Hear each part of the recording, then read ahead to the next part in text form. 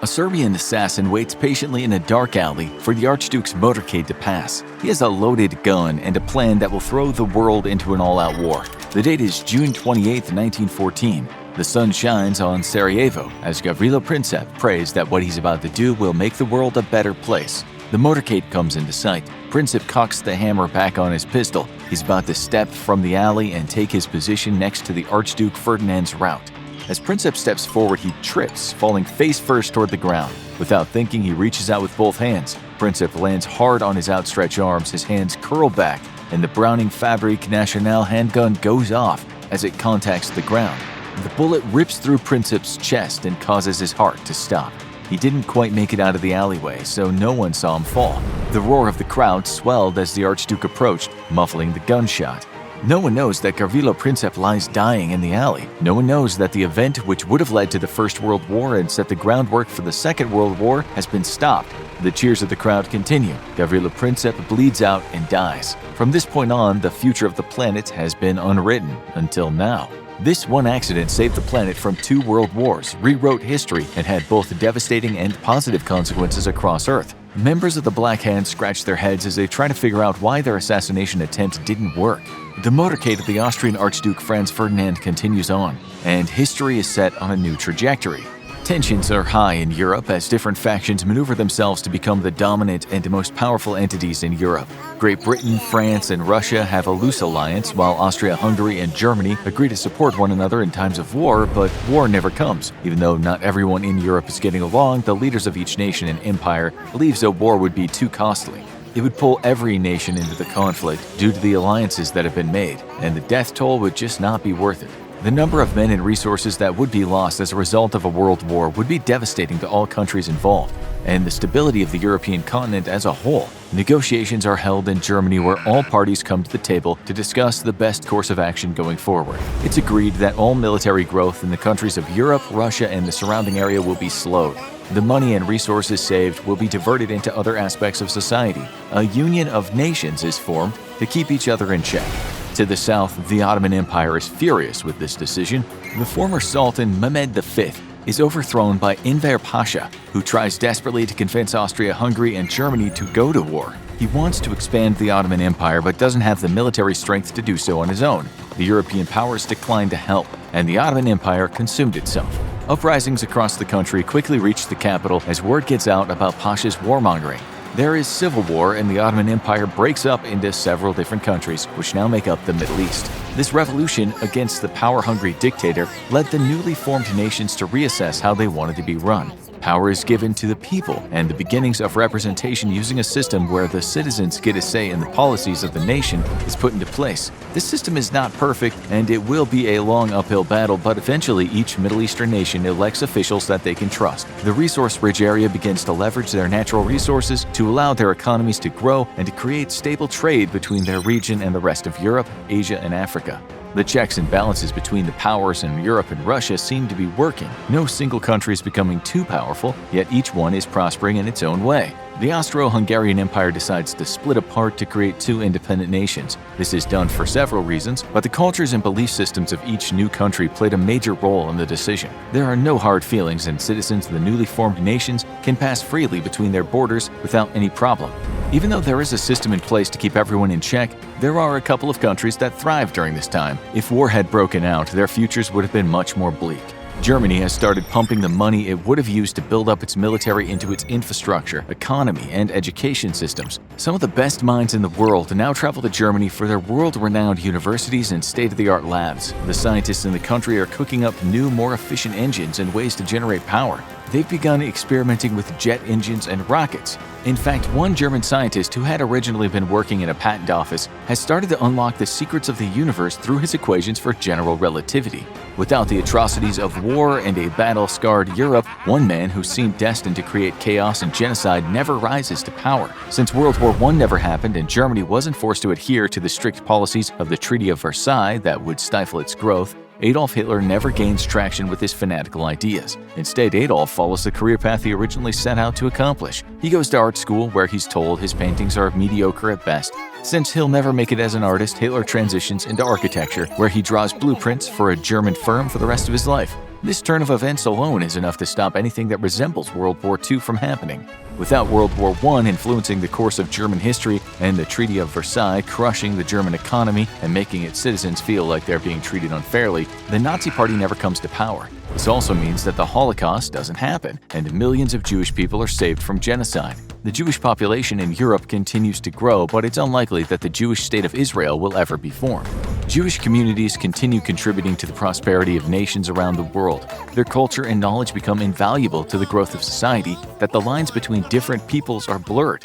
Everyone feels they have a place in their home country, which increases the happiness of its citizens. That being said, the world wars did not create anti-Semitism and racism. They had both been around for a long time throughout the world. If the Holocaust had never happened, there's a chance the Jewish communities would still have been ostracized and pushed to the margins of society, but the Jewish people are strong and would slowly integrate their businesses into the growing economies. Hopefully, given enough time and education, anti-Semitism, racism, and ignorance would all be wiped out. But that's probably just wishful thinking, as even decades after the Holocaust and civil rights movements, there are still groups of people who think they're better than everyone else.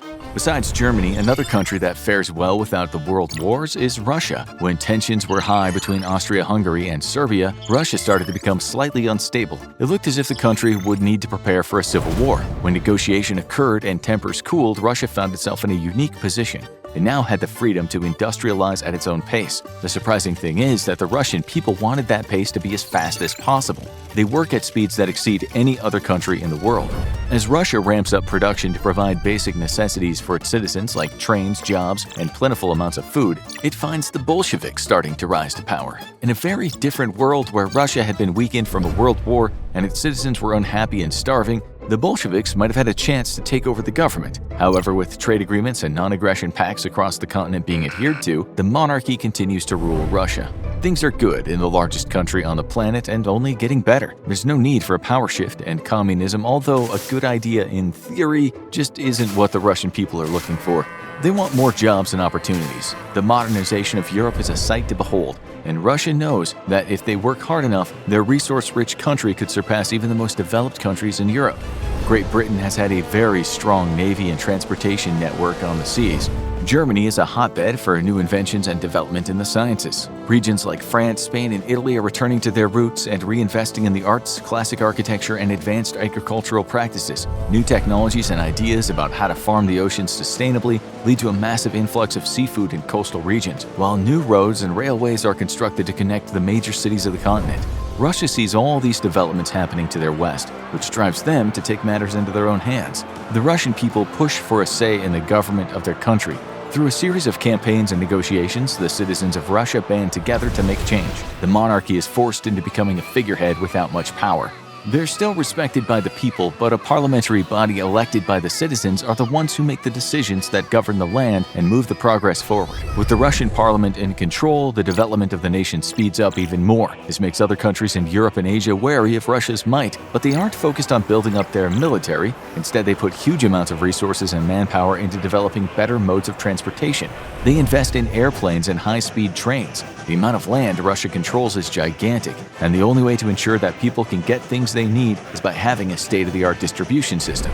Russia takes what they've learned from its rapid growth in the transportation and infrastructure sectors and shares them with the surrounding countries. At first, Europeans don't seem to want any help from Russia, but as more and more people visit the country, they find that perhaps they're onto something. Russia also reaches an agreement with its neighbors in the Middle East and Asia that allow for the free exchange of ideas and technology. The world is benefiting by working together. Not everyone wants to do things the way Russia does, but that's okay. However, if the country was controlled by an extremist Bolsheviks hell-bent on spreading their form of communism around the world, things would be very different. The most dangerous part about the Soviet Communist Party just after the First World War was that their main strategy to spread communism was by inciting revolutions and insurrections in other nations. This led to future wars and a lot of death. The Communist Party in Russia already has ideas to redistribute wealth and make promises they never planned keeping. If the communists had gained control of Russia in 1917 and reformed it to the Soviet Union, the surrounding regions would be targeted to either join the revolution or be crushed by a Red Army. However, since the communists never gained favor with the masses, they never got the chance to take over the government or implement crippling economic policies that would harm the nation and the people living in it. Again, communism isn't a bad idea, it's just that humans can't be trusted with too much power. Even political leaders with the best of intentions and ideas can become corrupted. By allowing the monarchy to continue and then transitioning into a democratic republic, Russia is able to become an economic powerhouse that makes huge strides in technology and manufacturing. However, not all countries are as lucky as Russia. The United States takes a very different path without any world wars. As the events in Europe were unfolding and it looked like the major powers in the region were going to battle, the United States doubled down on its isolationist policies. Government leaders have no desire to get involved with conflicts across the Atlantic Ocean. Even when things cool down and the European nations come to an agreement that benefits them all, the United States still wants no part of what's happening halfway around the world. The United States continues its industrializing in its own way. Huge skyscrapers are built in major cities, the production of military weapons and vehicles remains constant to protect U.S. borders. But now that it seems like the powder keg in Europe has been diffused, the U.S. manufacturing giants pivot and start constructing more consumer goods for United States citizens than machines for war. The Ford Motor Company starts producing more and more cars. It appears that every family in the U.S. will have a vehicle within the next decade or so. The Roaring '20s takes off, and people in the United States find themselves with an influx of money to spend. There always seems to be jobs available, and wages for workers keep increasing as the markets inside of the country thrive. There's only one problem. All of this progress is great if you are a white man. War causes death, destruction, and power shifts, but it also causes a huge influx of jobs and a sense of purpose. It's definitely a good thing that the countries in Europe, Asia, and Africa didn't go to war with one another, but it also means that the status quo in the United States doesn't change. If a large war broke out and U.S. troops were sent to fight, it would have opened up job opportunities for women and other underrepresented populations. They would have gained power in the workplace and had a voice at the negotiating table. Since there was no war, men kept getting jobs while their wives and daughters were left home to tend to the house. There are fights by progressive and visionary women to secure the right to vote and for women to have careers, but since there was no catalyst to show how important they could be to the business and infrastructure of the country, the men in power don't listen. Any female who goes to a job interview is laughed out of the room. Women who lobby their male congressmen to advocate for laws that give them the right to vote are met with empty promises. The people in power like how things are going and the way the country's being run. There's no reason for them to upset that delicate balance right now. On top of the failure of the suffragettes, there are also civil rights leaders who just aren't taken seriously. The systemic racism the country was founded on continues to be upheld due to there not being a shift in power. Without war, the United States is safe. The country is able to focus on creating systems that keep citizens happy, but didn't give underrepresented peoples the rights they deserve.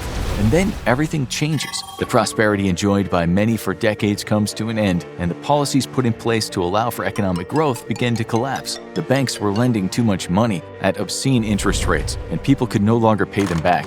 Corporations became greedy and corrupt. The rich were definitely getting richer, but the middle class and poor couldn't keep up. The entire financial system fails. People are laid off in massive numbers. The United States goes into a Great Depression. It is a terrible time filled with hardship and pain. However, the people of the United States are strong. They persevere. But it isn't the rich white men who control the government and the banks that help rebuild the country. It is the people of color, the women, and those who have been oppressed for so long. Without their help and insight into starting new businesses and changing both internal and foreign policies, the country would have never made it through the Depression. Women and people of color seize their right to vote and put people in office who think like them.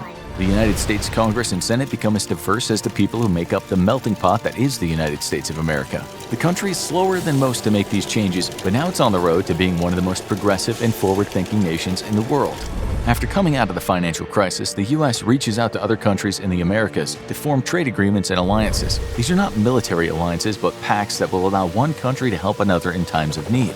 When a hurricane ravages the coast of Mexico, the United States, Canada, and the countries of South America are all there to help. If there is drought in the Midwest, crops from Central America are donated to help alleviate the hunger. Each country maintains its own unique identity, but the nations of the Americas begin working more as one cohesive unit than trying to isolate each other. This has formed a set of nations that can accomplish anything they put their mind to. There is no need to rely on resources coming across the oceans. Anything and everything that someone could want can be found in the Americas. The only problem is that as time goes on, globalization will create tension between the Americas and the other continents. But through honest discussion and negotiations, these problems can be overcome, and a global alliance is formed. When the countries of Europe realized how close they were to a world war, leaders met to form a union focused on unifying the people of the region. while also celebrating the different cultures in each country. This also led nations with vast overseas empires to focus more on what was happening at home than their holdings on the other side of the world. Countries like Great Britain, Spain, and France dissolved their empires and returned the lands to the indigenous people. There are pros and cons to this decision. Most of the time, the occupiers just leave, which results in a power vacuum within the country. Other times, the occupiers do their best to ensure a smooth transition of power. Either way, the colonized countries of the world have their lands returned to them and put their own governing bodies in place. This leads the nations in Africa, Asia, and the islands of the Pacific to become self-governing for the first time in decades or even centuries. Sometimes this doesn't work out as intended. Some of these countries want to expand their borders, which leads to wars within the newly freed regions. The borders of Asia and Africa changed drastically. In the Pacific, Japan has its eye on expansion into the mainland of Asia. Huge fleets of ships carrying Japanese soldiers from their home island to the coast of China are launched. It's here where they meet some unexpected resistance. It wasn't just the Chinese people who were there to stop the invasion, but also Russia and other countries in the area.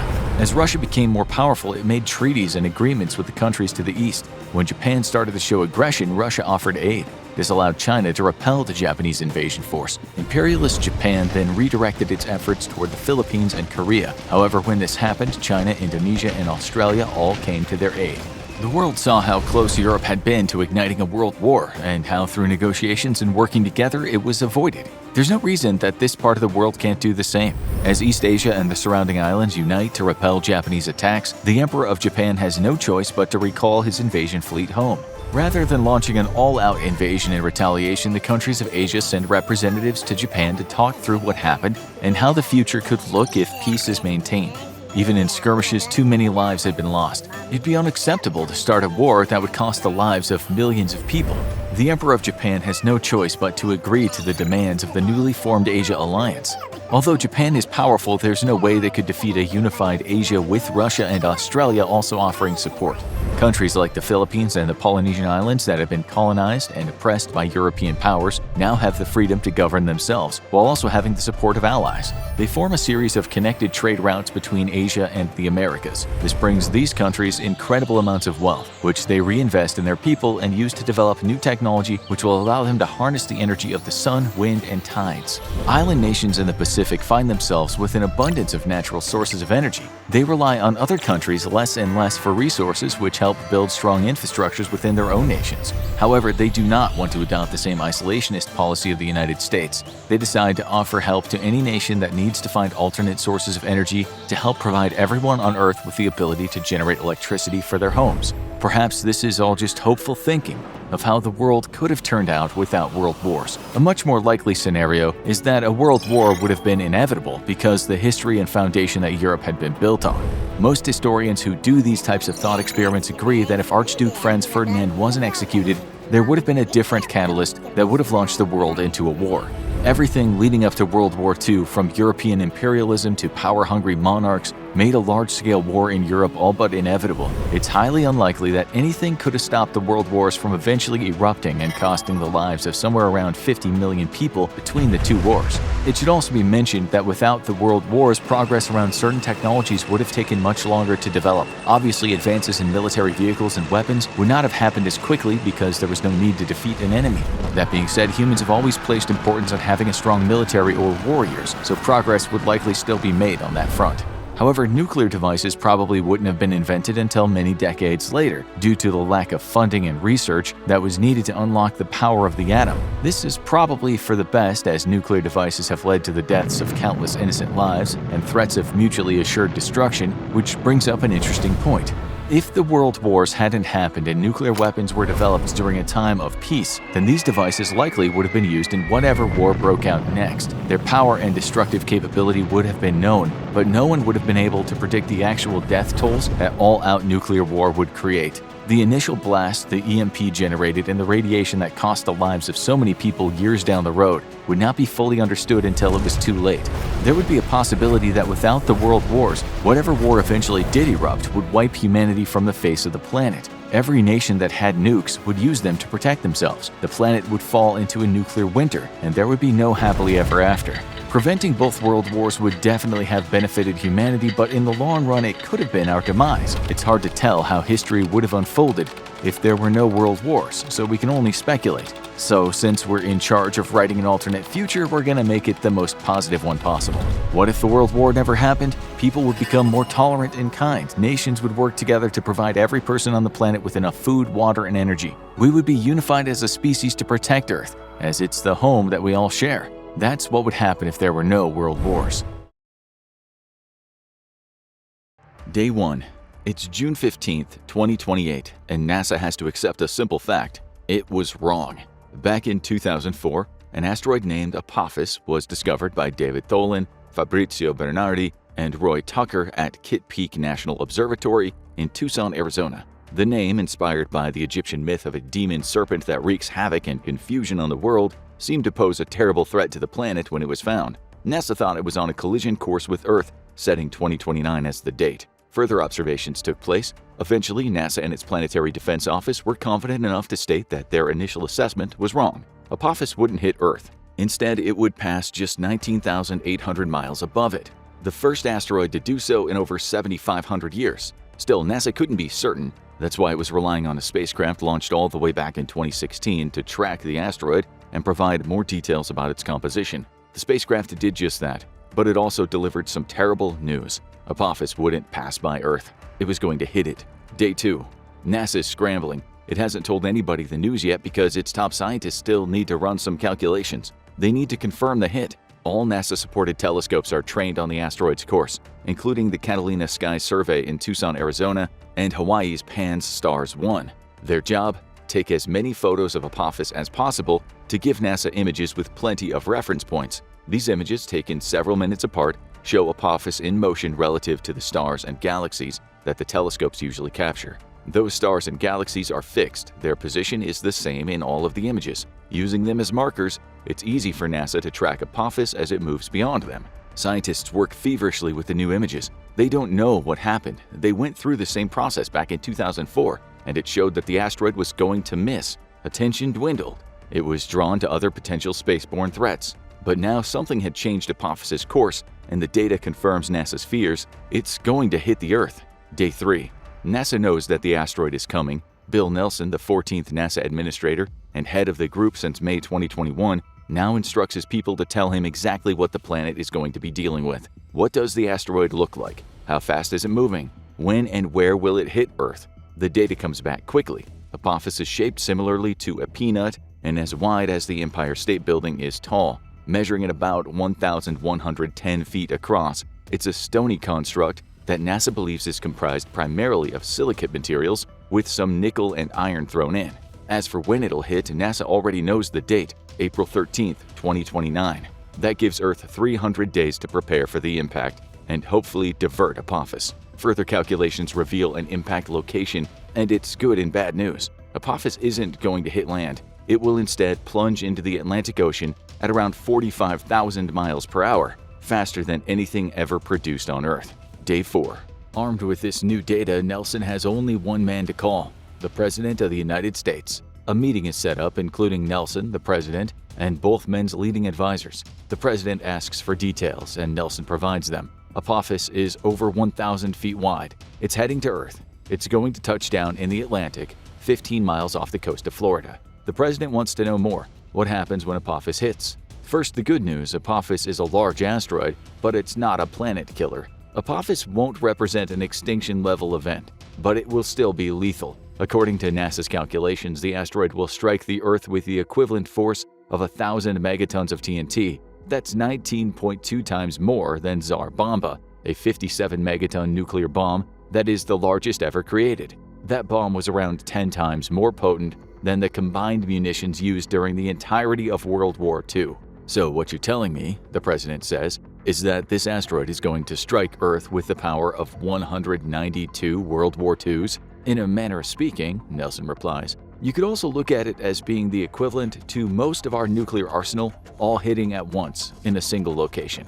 But it's not a planet killer. The President takes solace in that until he realizes what Nelson was telling him. Apophis will hit just 15 miles from Florida. That means the President can't rely on the massive waves generated to dissipate, before they hit the coast. That water is going to hit land. What happens to Florida? The president asks. Nelson shakes his head before continuing. Apophis landing in the ocean will trigger tsunamis measuring hundreds of meters high. Florida will be devastated. Any coastal cities caught in those tsunamis will be wiped out entirely.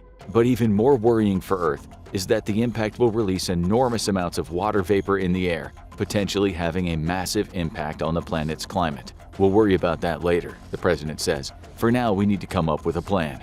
In the meantime, NASA is communicating with several of its asteroid monitoring partners, including the European Space Agency and the UN-approved International Asteroid Warning Network, or IAWN. Together, those organizations will have to devise a plan to try and send the asteroid off course. Day 20. NASA has its plan. On November 24, 2021, NASA, in collaboration with SpaceX, launched the Double Asteroid Redirection Test, or DART. The goal was simple: fire a rocket at an asteroid to see if the kinetic impact generated by the collision could throw the asteroid off course. The test was a success in relative terms. The target was a moonlit asteroid named Dimorphos. Measuring 525 feet in diameter, around half of that of Apophis, the asteroid was orbiting a parent asteroid named Didymos. NASA's measurements told it that Dimorphos took 11 hours and 55 minutes to orbit its parent before its strike. By the time NASA's rocket reached it on September 26, 2022, it was traveling at 14,000 miles per hour. The rocket struck successfully, and NASA's measurements showed that it had an impact on Dimorphos. The moonlet's orbit time was reduced to 11 hours and 23 minutes, suggesting that the impact had brought Dimorphos closer to its parent asteroid. An orbital change had been achieved, but it wasn't the sort of orbital change that NASA wanted to see in the context of a potential Earth-striking event. The goal is to send Apophis farther away, not bring it closer. Still, NASA had no other options. It's not even sure DART will work to change Apophis' trajectory at all. The organization would have preferred to have several years of testing in the bank before trying a DART launch. It has 283 days. Nelson picks up the phone and calls Elon Musk, the owner of SpaceX. Day 25. Musk has been informed of the situation. NASA wants to use one of his Falcon Heavy rockets to strike an asteroid that's on a collision course with Earth. He's managed to resist the urge to spread the news on X at NASA's insistence, and he's given the okay for the rocket to be launched. Why did NASA want Falcon Heavy? Musk's rocket is capable of generating a staggering 5 million pounds of thrust at liftoff and is one of Earth's most powerful rockets. It can weigh up to 64 metric tons, giving it the weight needed to significantly impact Apophis. It's capable of hitting Apophis at over 10,000 miles per hour. The good news for NASA is that Musk has one of his rockets ready to go. It'll take several days to transport the Falcon Heavy to Cape Canaveral and several more to conduct checks and prepare it for launch. After that, all that remains is to launch and hope. Day 40. Launch Day. The good news is that NASA and SpaceX have done this before. In 2020, the two cooperated on the launch of the first Falcon Heavy rocket, so they knew the drill. SpaceX crews have spent the last few days maneuvering the 230-foot-tall rocket onto its launch position at Kennedy Space Center's Pad 39A, the same pad from which SpaceX launched its first Falcon Heavy, and the math has been completed. Apophis is still 284 million miles away from Earth. However, that might seem like a vast distance. Remember that the asteroid is traveling at 45,000 miles per hour. It's making up distance fast, traveling 1,080,000 miles per day, giving Earth about 263 days before the collision. NASA has to calibrate Falcon Heavy's launch trajectory carefully. It's not anywhere near as fast as Apophis, meaning that the organization has to hit the point where the asteroid will be rather than launch it straight at it. With the Falcon Heavy moving at 10,000 miles per hour, it's going to take days after the launch before it hits. Those are days that NASA can ill afford. Every lost day is another million miles closer to Earth, and there's less of a chance of Falcon Heavy diverting its target. And there are going to be a lot of lost days. The classic math puzzle involving two trains traveling toward each other shows precisely how many. With the total distance between Apophis and Earth being 284 million, the speeds of both the asteroid and the Falcon Heavy rocket are added together. 284 million divided by 55,000 miles per hour means it'll take a touch over 5,163 hours for the rocket to meet the asteroid. That's just over 215 days. By that point, Apophis will have traveled around 232 million miles, leaving it just 52 million miles away from Earth. The success of the plan seems unlikely. Even when Falcon Heavy hits, NASA can't know exactly how much of an impact it'll have and whether that impact will be capable of diverting Apophis. But the launch is the only hope. T-minus 10, 9, 8. Nelson, observing the launch from Mission Control, closes his eyes and whispers a silent prayer to himself. Sitting in the Oval Office with a direct link to Mission Control, the president does the same. Even Elon Musk takes a moment to contemplate the implications of his rocket not being up to the task. 7, 6, 5. Mission Control is enveloped in a heavy silence. All it can do now is hope the launch is successful and its calculations are correct. 4, 3, 2. Here it comes. Earth's one great hope. 1. Liftoff. Falcon Heavy's 27 Merlin engines roar to life, producing the thrust of 18 Boeing 747 aircraft. The rocket lifts into the sky and flies upward. Mission Control checks every speck of data coming back from the craft. Everything is normal. The rocket keeps going, finally leaving Earth's atmosphere and adjusting its trajectory to put it on course with Apophis. The launch was successful. All NASA, Musk, and SpaceX and the president can do from here is wait to see if it works. But in the meantime, the president has an important job on his hands, telling the US people, and by extension the whole world, that an asteroid is on its way. Day 50. The president stands behind a podium in the James S. Brady Press Briefing Room located on the West Terrace of the White House. Behind him stand Bill Nelson, Elon Musk, and a small collective of the president's advisors. The journalists in the room are confused. They don't know why they're here. Everyone knows that NASA and SpaceX collaborated to launch a rocket 10 days ago, but as far as anybody in that room is concerned, the launch was just another test. Still, it is strange that NASA was so quiet about it in the days leading up to the launch. Before the briefing, the president had been in intense debate with his advisors. He knows that he needs to tell the American people what's coming. The question was simple: when? Some of his advisors argued that telling people now, when there are still over 250 days before the asteroid hits, would only result in a mass panic. Others told him that they could use that time to get organized. With 250 days, the US can handle a mass evacuation of Florida and the other coastal regions that could be hit by the tsunamis the asteroid will generate. It can prepare for the worst-case scenario, the Falcon Heavy failing to divert Apophis, rather than waiting until there are just 48 days to handle evacuation orders. Besides, it's only a matter of time before the people start to spot Apophis with telescopes, and there's always the chance that one of those people might figure out the asteroid is on a collision course with Earth. It's better to be open now and start organizing relief and evacuation efforts than leave everything to the last minute. The president agrees with the latter group, which is why he finds himself standing in front of a crowded press room, waiting for the initial hustle and bustle to die down. He starts speaking into the microphone. On June 15, 2028, NASA's observations of the Apophis asteroid revealed that its initial calculations, which stated the asteroid would pass by Earth, were incorrect. A hush of anticipation fills the room. Some of the journalists already anticipate what the president is going to say. Looks of silent horror break out over their faces as the press conference continues. Apophis is currently on course to strike Earth on April 13, 2029.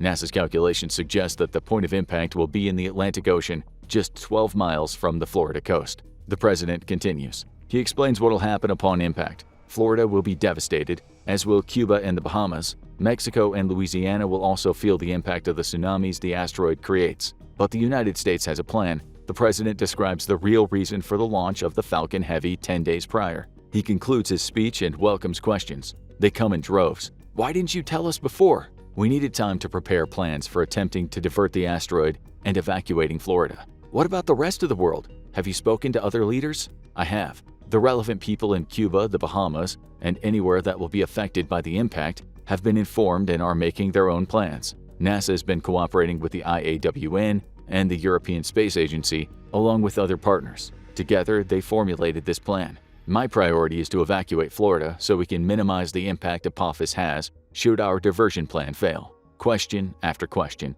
The president's head is spinning, but he makes it through the press conference. By tomorrow, the whole world will know what's coming. Sitting in the Oval Office, he takes a moment to reflect on what just happened. Did he make the right call? Day 51. Killer asteroid to wipe out Florida. The headline is bleak, sensationalist, and repeated by practically every news outlet in the world. Social media is abuzz. The entire world is in panic. But the president is only focused on one thing: developing Florida's evacuation plan. It's something he's been working on since he learned of the asteroid, along with the Federal Emergency Management Agency, or FEMA. He's also been communicating with Florida's governor, who was newly elected in 2026, after Ron DeSantis left office. Together, they've come up with a plan to reveal rolling evacuation orders for Florida's many counties, with the goal being to break the orders down over the next 200 days. Websites will be used, including floridadisaster.org and Alert Florida, to deliver the evacuation orders, with the president also committing to a weekly news conference focused on the evacuation. The first of those conferences happens today. The president relays the plan to the American people, addressing Floridians specifically. He highlights the evacuation is necessary, even with the small hope that the Falcon Heavy mission will succeed. Massive shelters have already been created in Middle America, which can house those leaving Florida if they have nowhere else to go. The plan is in place. All the president can do now is execute the plan, evacuating Florida county by county over the next 200 days, while hoping that the people listen. Day 52 to day 252. If only the evacuation plans had gone as smoothly as the president hoped. Panic naturally ensued in the wake of the asteroid announcement, with many Floridians jumping the gun and trying to flee the state before they received official evacuation orders. The first few weeks were chaotic. Traffic lined the highways for miles, with car after car packed with families and everything those families could carry. For the first 3 weeks, the president appeared on television almost daily to reiterate the plan and encourage calm. He pointed out that everybody trying to leave at once was making it impossible to organize relief efforts. Slowly, his message started to get through. After about a month, Floridians realized a plan was in place and started following the instructions they received, well, most of them. The president's tactic of appearing on television and delivering orders directly worked well. However, social media was still a scourge during this time. Many raised questions about the order of the evacuation. Small parts of Florida's population questioned the existence of the asteroid at all. Rumblings about control started to surface, and the more conspiratorially minded among the population elected to stay. The president could do little about them.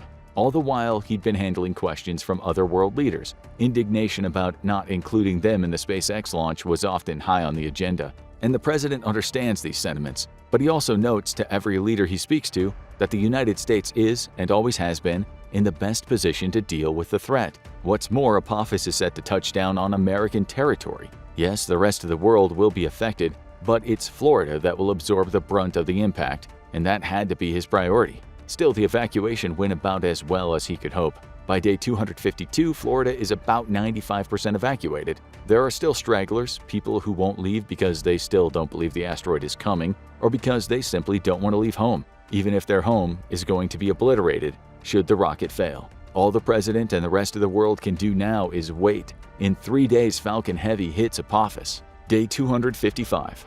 Impact Day.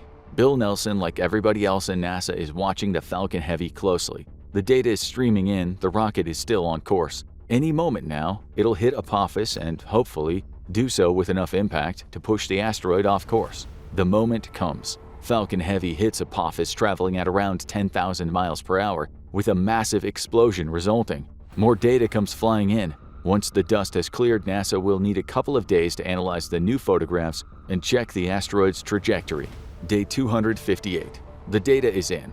Using photos from the telescopes in Tucson and Hawaii, NASA has confirmed that Apophis's course has changed ever so slightly, but it wasn't enough. Though the impact of the rocket changed the asteroid's trajectory, it's still going to hit the Earth.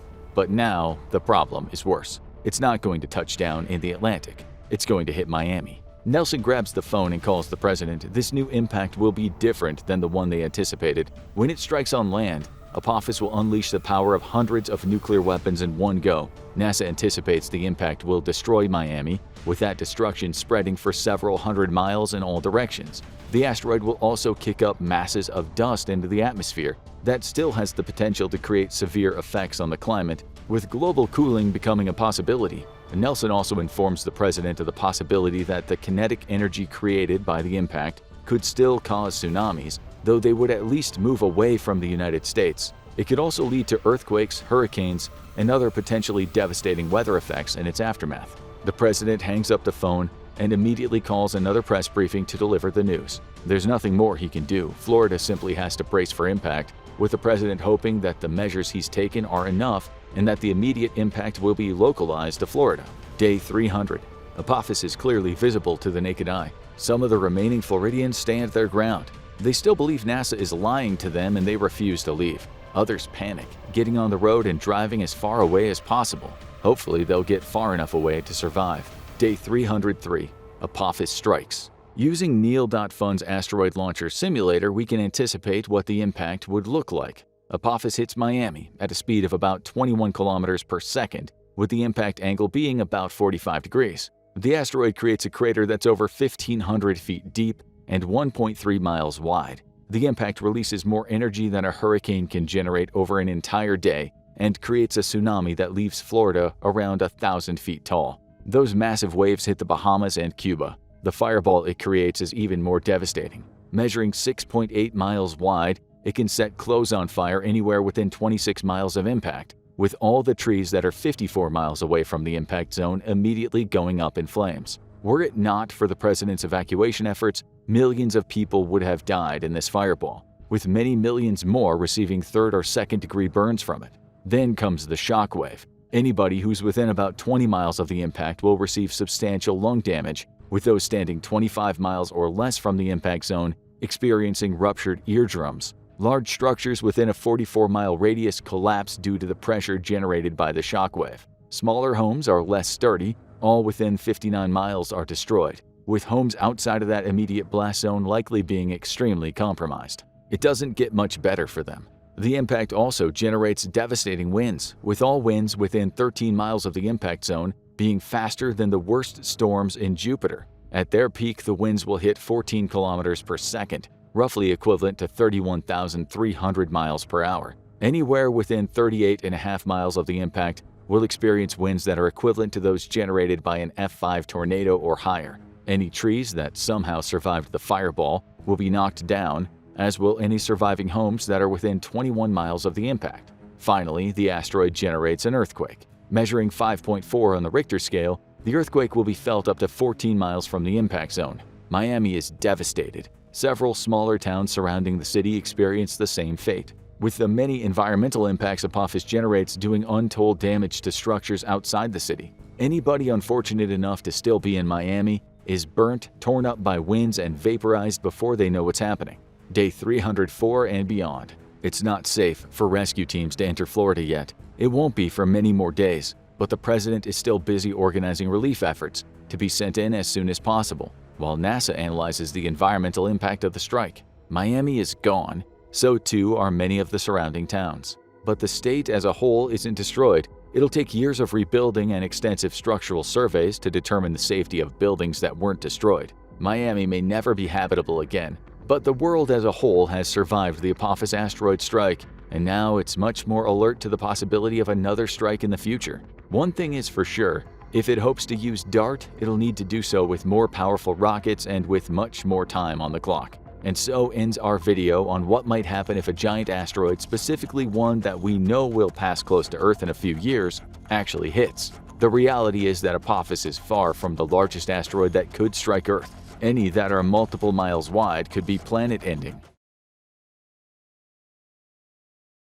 Blinking. By the time I finish this sentence, you'll have blinked at least once. It's something we do without thinking, and good thing too because we do it so often. But what if you stopped blinking forever? The consequences can be absolutely shocking. In 1 hour, you're going to blink between 900 and 1,200 times. In a single day, you'll blink between 14,400 and 19,200 times. In a week, that's 100,800 to 134,400 times. And in a year, it's a whopping 5.2 million to 7.1 million blinks, giving your eyelids a real workout. Every time you blink, your brain is taking a micro rest to process information. Blinking is super important, which is why when you stop, things can go bad really quick. 1 minute. At first, you'll feel fine, and most of you have had a good old-fashioned staring contest at least once in your life, so you're pretty familiar with what it feels like to go about a minute without blinking. What's actually going on in your eyeball might surprise you, though.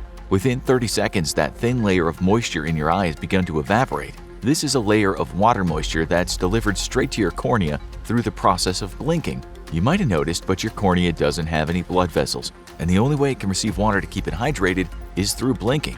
That's why after 30 seconds, your eyes begin to feel awfully dry. You'll begin to feel some slight pain or discomfort.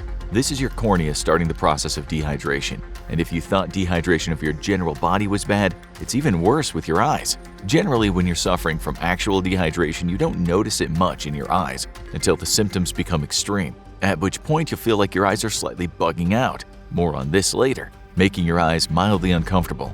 This is because, like your brain, your body considers your eyes to be of vital importance to your survival and prioritizes delivering what little water is available in your body to them. After all, if you can't see, your odds of survival have just plummeted dramatically. Remember how we told you the cornea has no blood vessels? Well, blinking does more than just deliver water, and by the end of your first minute without blinking, you've already interrupted the vital process of delivering much-needed nutrients to the cornea tissue. Basically, you've started starving your eyeballs. 2 minutes. When you enter your second minute, you'll start to notice your eyes getting bloodshot. That's a direct effect of your corneas drying out as your body tries to pump more moisture to the eyes in any way it can.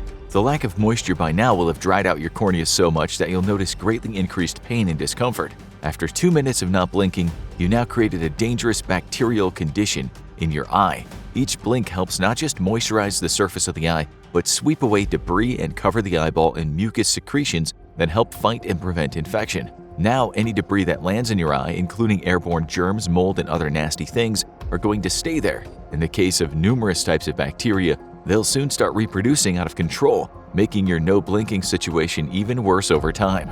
3 minutes. After 3 minutes of no blinking, the average person will be unable to resist the eye's natural response to flood the eye with tears. At this point, your brain is basically mutinying against you, and since you're not going to bother to lubricate your eyes, it's going to instruct the tear ducts in your eyes to do it for you. Your eyes will grow increasingly watery as the tear ducts dump out all available moisture to try to save your eyes. It might help, but only temporarily. 5 minutes. After crying, your eyes are all out of tears, and you're going to need time to restock. This means that the tears that flooded your eyes are going to be evaporated by now. Your eyes are once more unprotected and unmoisturized, and it will be extremely bloodshot at this point. The pain is increasing in intensity, but it's still likely quite tolerable. You'll notice that your vision is starting to become blurry. Your tears are vitally important to the health of your eye, and your refusal or inability to blink has now cut off the cornea from vital sources of oxygen. Your blurry vision is only temporary at this point, but if you continue not blinking, it could be permanent. Even if you just experience regular dry eyes in your life, the possibility for permanent vision loss is very real if you don't seek treatment. 15 minutes. Your eyes are nearly completely dry at this point, causing them to start to swell up in your eye socket. This will lead to an increase in pain, which can be quite intolerable at this point. The pain is not just a symptom of your eyes basically dehydrating and drying out in your skull, but also meant to get your attention. Your brain is trying to tell you that not blinking is a really bad idea, and you really should get some moisture into your eyeballs as soon as humanly possible. 20 minutes.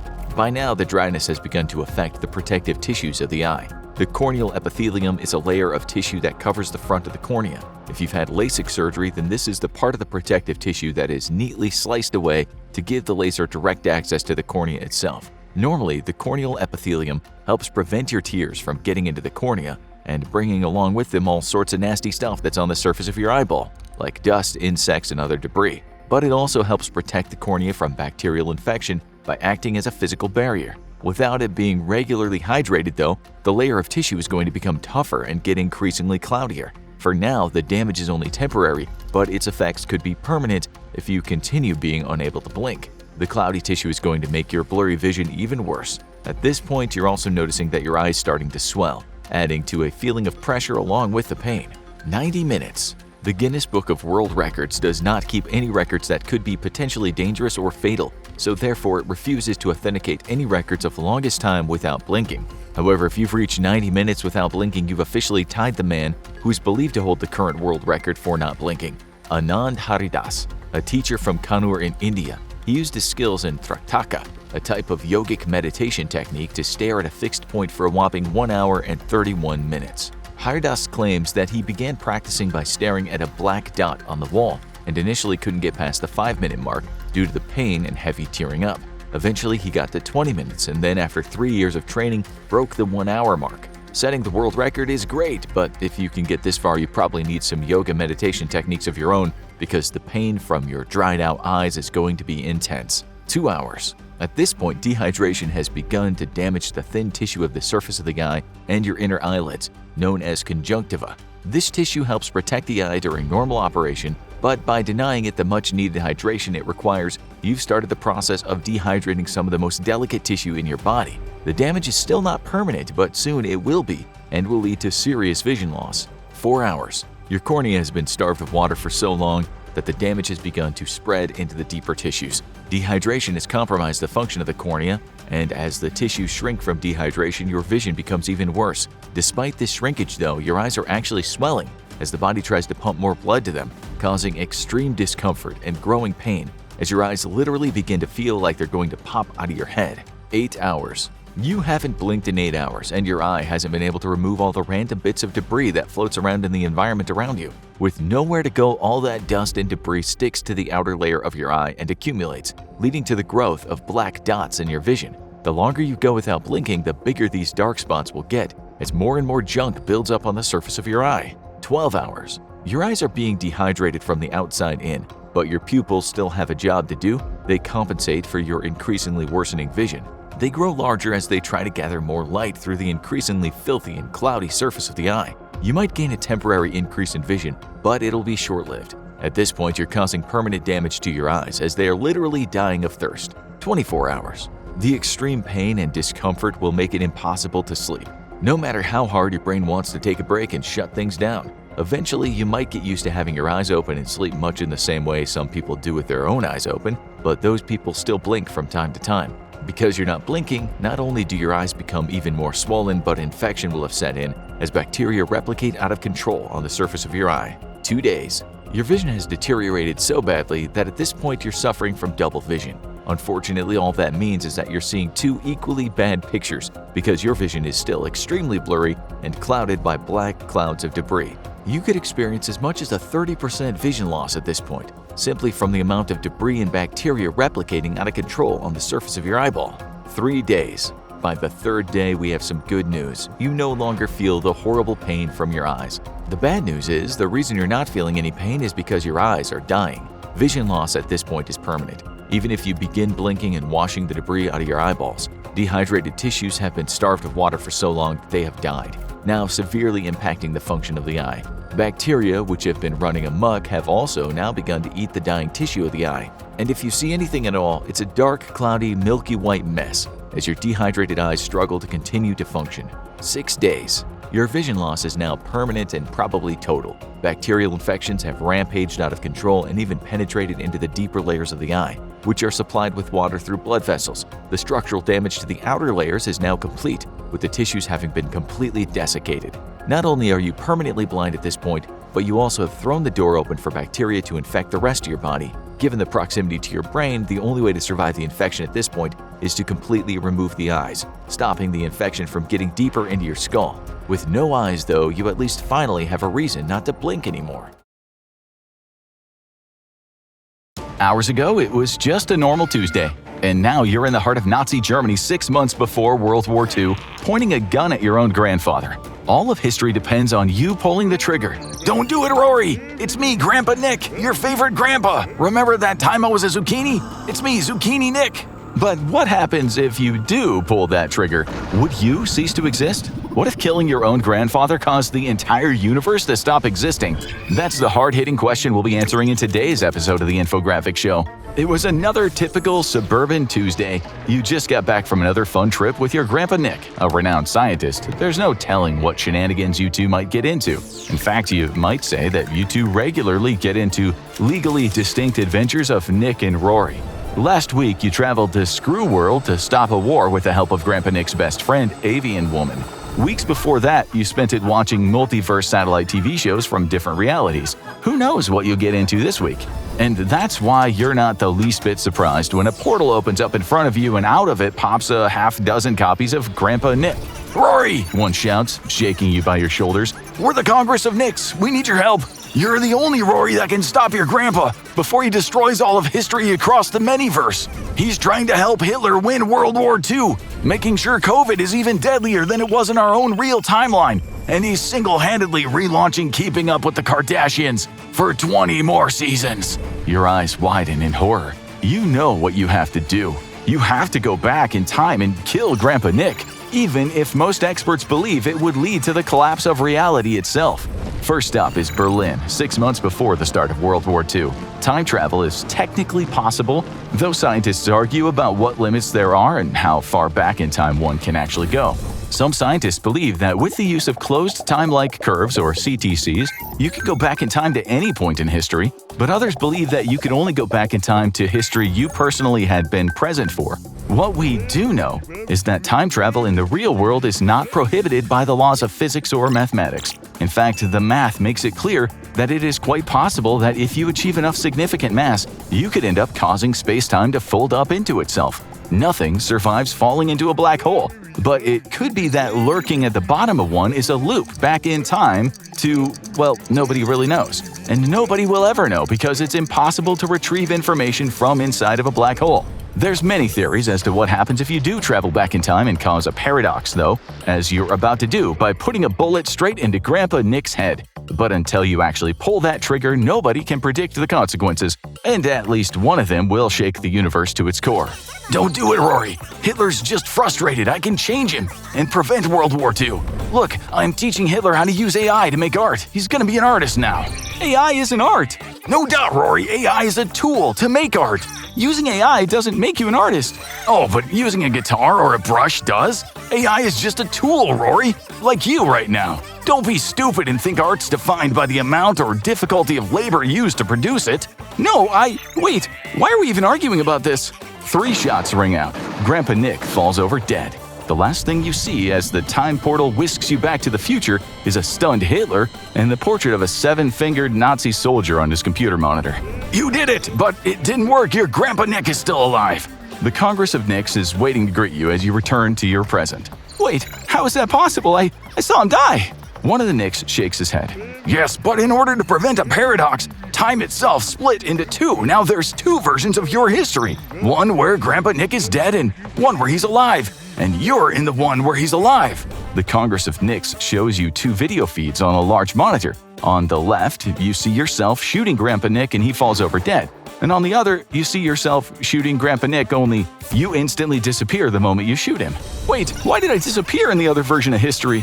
One of the Nicks shakes his head. Because this reality had to compensate in order to avoid breaking. So when you killed your own grandfather, you ceased to exist. But only at that specific moment in the time stream. That's why you broke history in 2.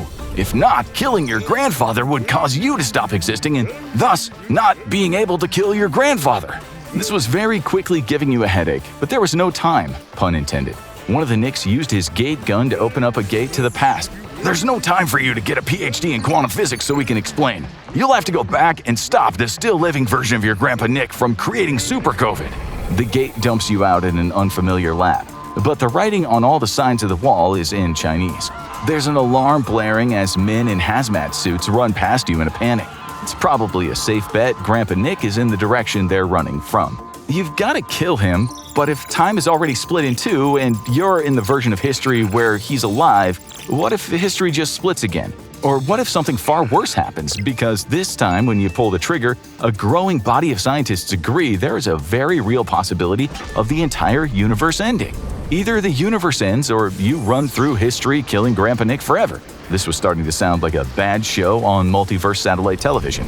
Grandpa Nick isn't hard to find, he's busy at work in an empty lab. Rory, how'd you find me? It's that damn Congress of Nicks, isn't it? Bunch of idiots. They've been asking me to join for years and I refuse. Don't you see they're trying to get you to do their dirty work for them? They're mad I didn't join. No, Nick, they're trying to save history. I know you're trying to create Super COVID. You level the gun at Grandpa Nick, once again, unsure of what'll happen the next time you pull the trigger. Will reality split in 2 again, or will all existence simply end? Think about it, Rory. There's too many people. Line at Jamba Juice is just way too long and I need my juice, Rory. Just gonna beef up COVID a little and thin the herd some. I can't let you do that. You open up fire again, but there's a click. Squeezing the trigger, you're rewarded with another click. A misfire? Impossible. You remove the magazine, check the action, reinsert the magazine, and press the trigger again. Click. Another misfire. Grandpa Nick laughs. Haha, Rory, don't you see what's going on? The universe is compensating to prevent you from creating a paradox. No matter what you do, I'm unstoppable because I exist. And if I cease to exist, then you would also stop existing, which means you couldn't come back here to kill me in the first place. The universe hates a paradox, so it won't let one happen in the first place. I'm invincible, yeah! Zucchini Nick! Wait, something's not right though. But this is 2019. If I kill you here, I would have already been born. Oh, what? You have a master's in screenwriting now, Rory? You major in creative writing from the University of Montana? Don't be elitist. Hemingway called it the Paris of the West. Stop poking holes in the story, Rory, and just go with it. Now out of my way. I've got one last stop to make. Grandpa Nick disappears with the help of his gate gun. You try pulling the trigger again and your gun goes off with a loud bang. Damn it, Nick was right. The universe does hate a paradox, so it intervened to make sure one never happened. But this could have played out any number of ways. You could have shot Nick and he simply would have survived long enough to have your father ensuring you'd still be born. No matter what you did, the universe would have prevented you from killing your own grandfather. It's back to the present to report your failure, but the Congress of Nicks is already aware. We've got one last chance. You have to stop your Grandpa Nick this time. The assembled Nicks look horrified. He's about to enact his most evil plot yet, and only you can stop him, even if that means destroying all of existence by doing so. Another inter-reality gate opens up and dumps you out, this time March 18th, 2021. You can immediately tell you're in Hollywood, California because there is a valet for the Trader Joe's that you landed right outside of. Looking around, you catch a glimpse of Grandpa Nick rushing into a glass-covered office building. You push your way through the sidewalk seating area of a vegan, cruelty-free, fair-trade pescatarian restaurant and then cross the street. There's a pit growing in your stomach as you rush through the TV network office building. Next time you try to kill Nick, it could end up destroying all of reality, creating the ultimate of paradoxes. But if you don't, who knows what unimaginable evil Grandpa Nick might unleash? Bursting into an office, you catch Nick in the act. Seated across from Ryan Seacrest is Grandpa Nick and Kim Kardashian. A pen in Kim's hands. Horror sets in. Seacrest is the creator and executive producer of Keeping Up with the Kardashians, and that's when you realize the date. March 18th, 2021, the final episode of Keeping Up with the Kardashians is airing tonight. It's too late to stop me, Rory. All Kim has to do is sign that contract, and Keeping Up with the Kardashians will run for 20 more seasons. 20 seasons, Rory. Kylie and Kendall forever.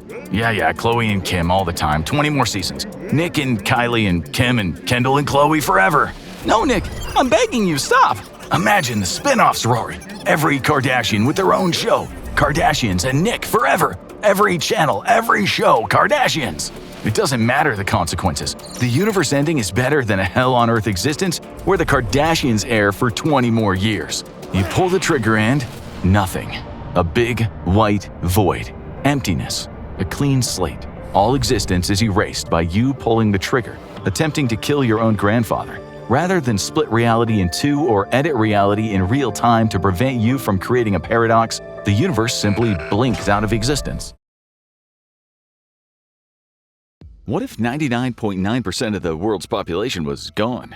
This topic has been a subject of discussion for a long time, riddling the minds of great thinkers, artists, and more. It's been highlighted across different mediums. Before we'll take a stab at what this world would look like and how it got there, we'll look at a few examples throughout history and of art. We'll then run through the challenges which the remaining few will have to face in order to rebuild humanity. Of early mention, the Bible recounts a global flood sent by God, which wasn't confined to the Mesopotamian Valley. Rather, it engulfed the entire planet. With the waters reaching their peak, no land remained above sea level. Even the mountains on Earth were submerged under at least 15 cubits, or around 25 feet or 7 meters of water, as described in Genesis.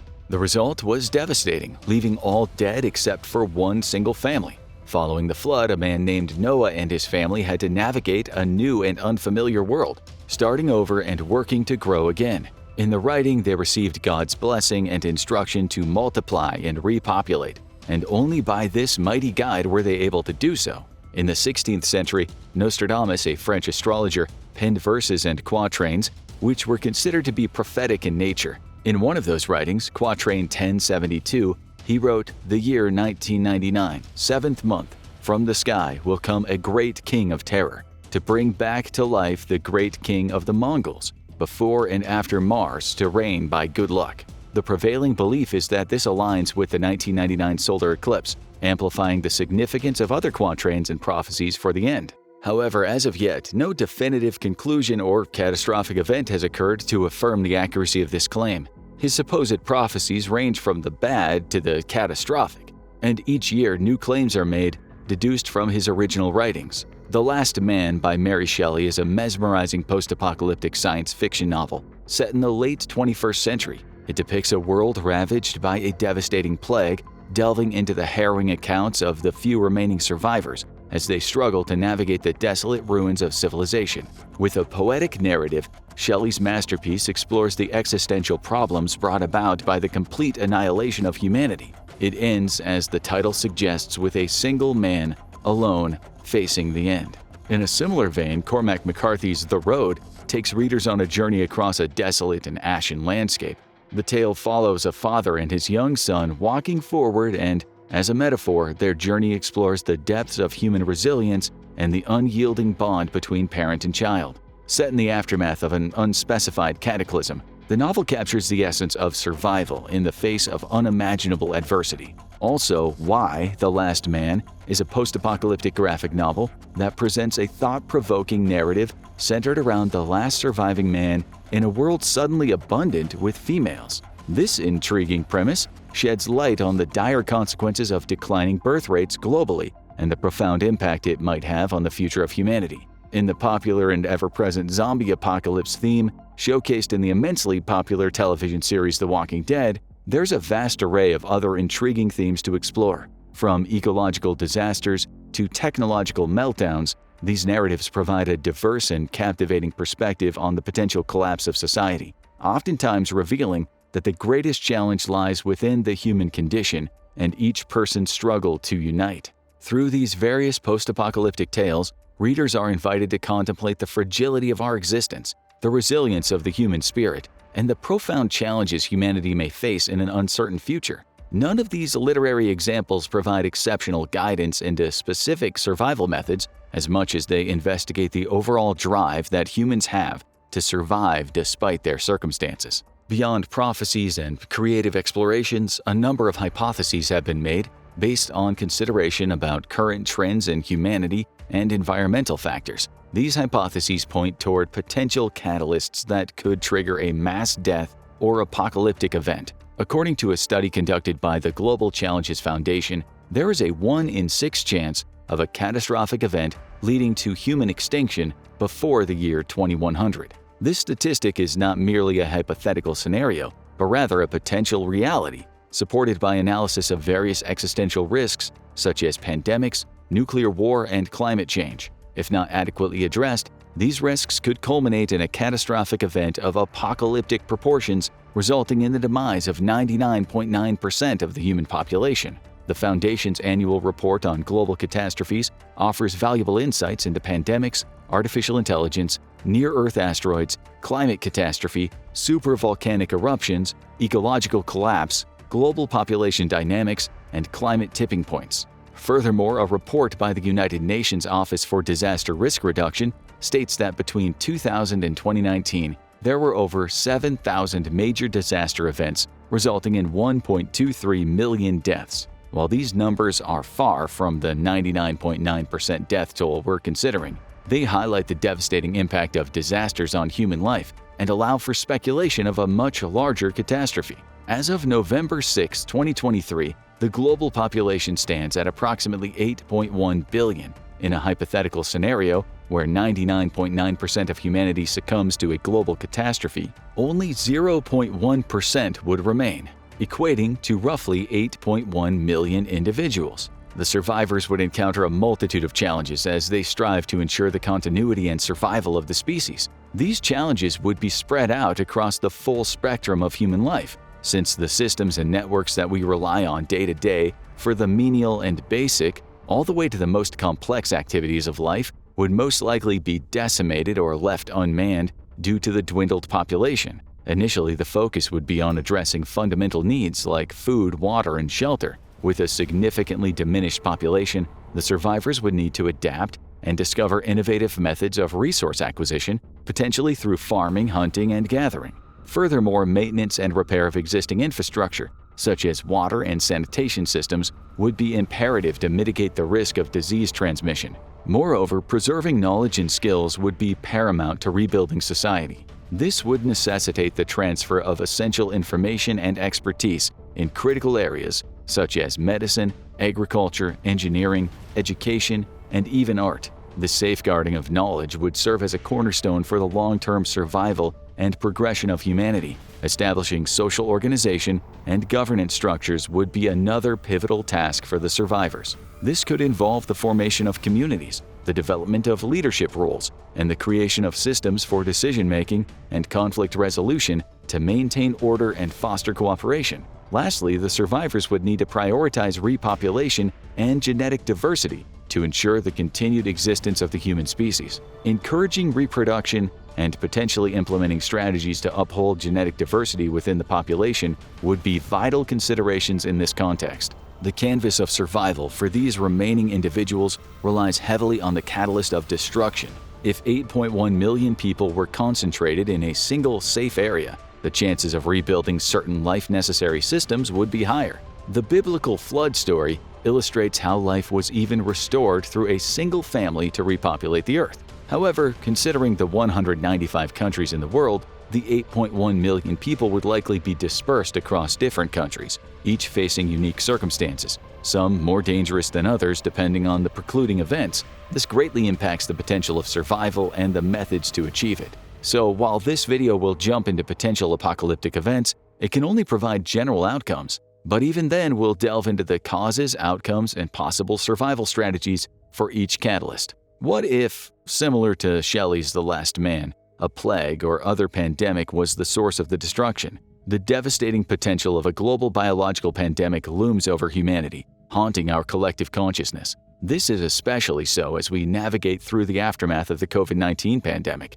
Its harrowing consequences serve as a stark reminder of the fragility of our existence and the catastrophic impact infectious disease can have. Let's run through some historical examples of pandemics, examine various pathways through which they spread, explore potential causes of mortality, reflect on what survival might entail, and contemplate how humanity would rebuild in the wake of such an unimaginable catastrophe. Throughout history, humanity has faced numerous pandemics that ravaged populations and reshaped societies. Two notable examples stand out. The 1918 influenza pandemic, also known as the Spanish flu, stands as a grim testament to the destructive power of infectious diseases. With an estimated death toll exceeding 50 million worldwide, this devastating event left an indelible mark on society's collective memory. It was so severe that some argued it wasn't just the flu that was killing people. An often quoted and unnamed Chicago public health official once said that worry kills more people than the disease itself.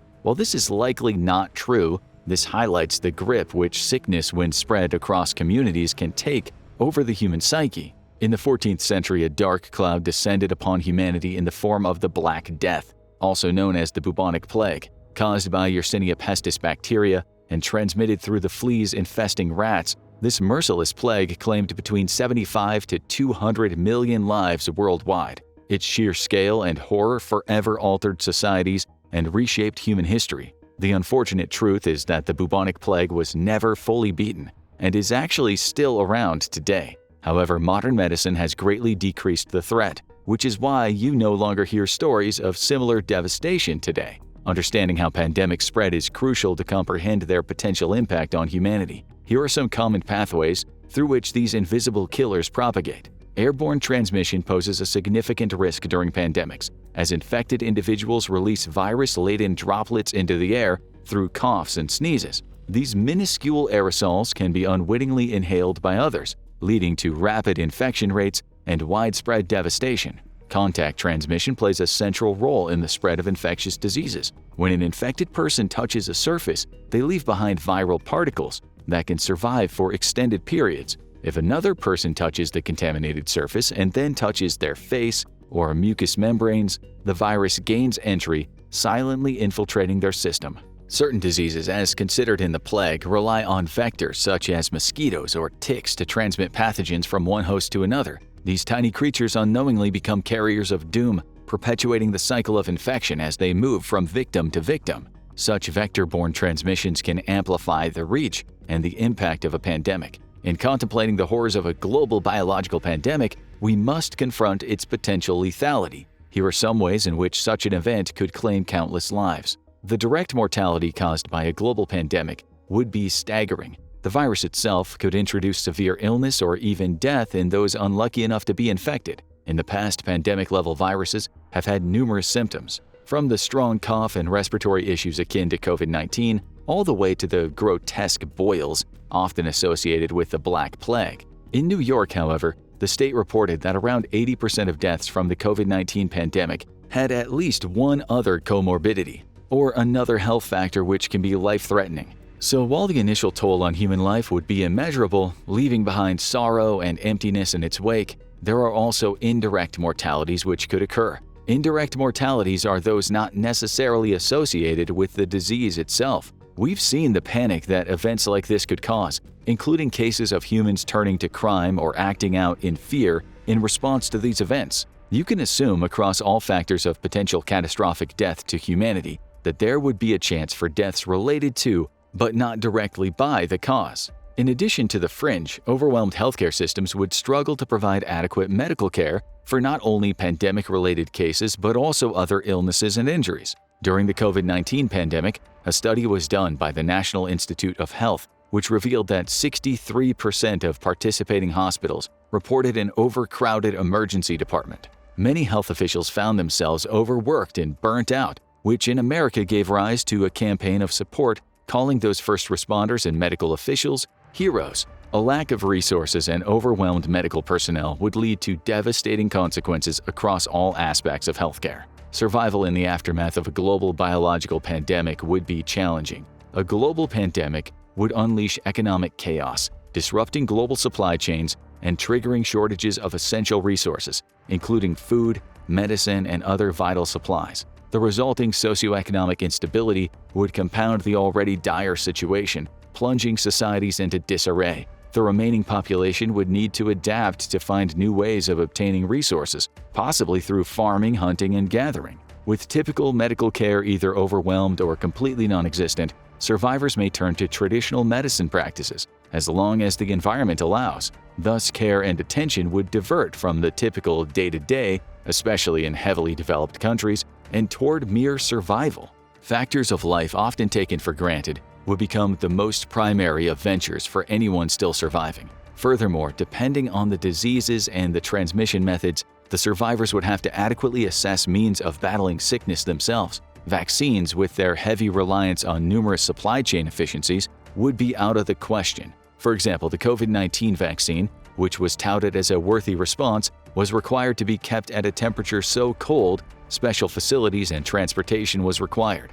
Survivors would need to establish new systems of governance and social organization to maintain order and cooperation. They also would need to focus on repopulation and genetic diversity to ensure the long-term survival of the human species. The preservation of knowledge would be crucial for long-term survival and the progress of humanity. The survivors would need to pass on essential information and expertise in areas such as medicine, agriculture, engineering, and education.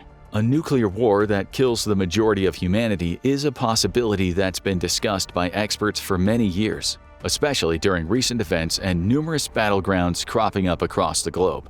The consequences of nuclear war are devastating, and the effects would be felt for many decades. Here are some examples of nuclear war from history, pathways that destruction like this can happen from, what the fallout would look like, how it could kill, what survival would look like, and how the remaining people will have to continue life. History has shown us the devastating impact that nuclear weapons can have on human life. The bombings of Hiroshima and Nagasaki during World War II stand as chilling reminders of the immense destructive force unleashed by these weapons. The death toll from these bombings alone reached an estimated 200,000 people, with survivors suffering long-term health effects, to include generations not yet born at the time of the blast. The Cold War era between the United States and the Soviet Union was marked by constant tension surrounding the threat of nuclear war. Perhaps one of the most harrowing moments was the Cuban Missile Crisis in 1962, which brought humanity perilously close to an actual nuclear conflict. These historical events serve as stark warnings about how easily catastrophic scenarios can unfold.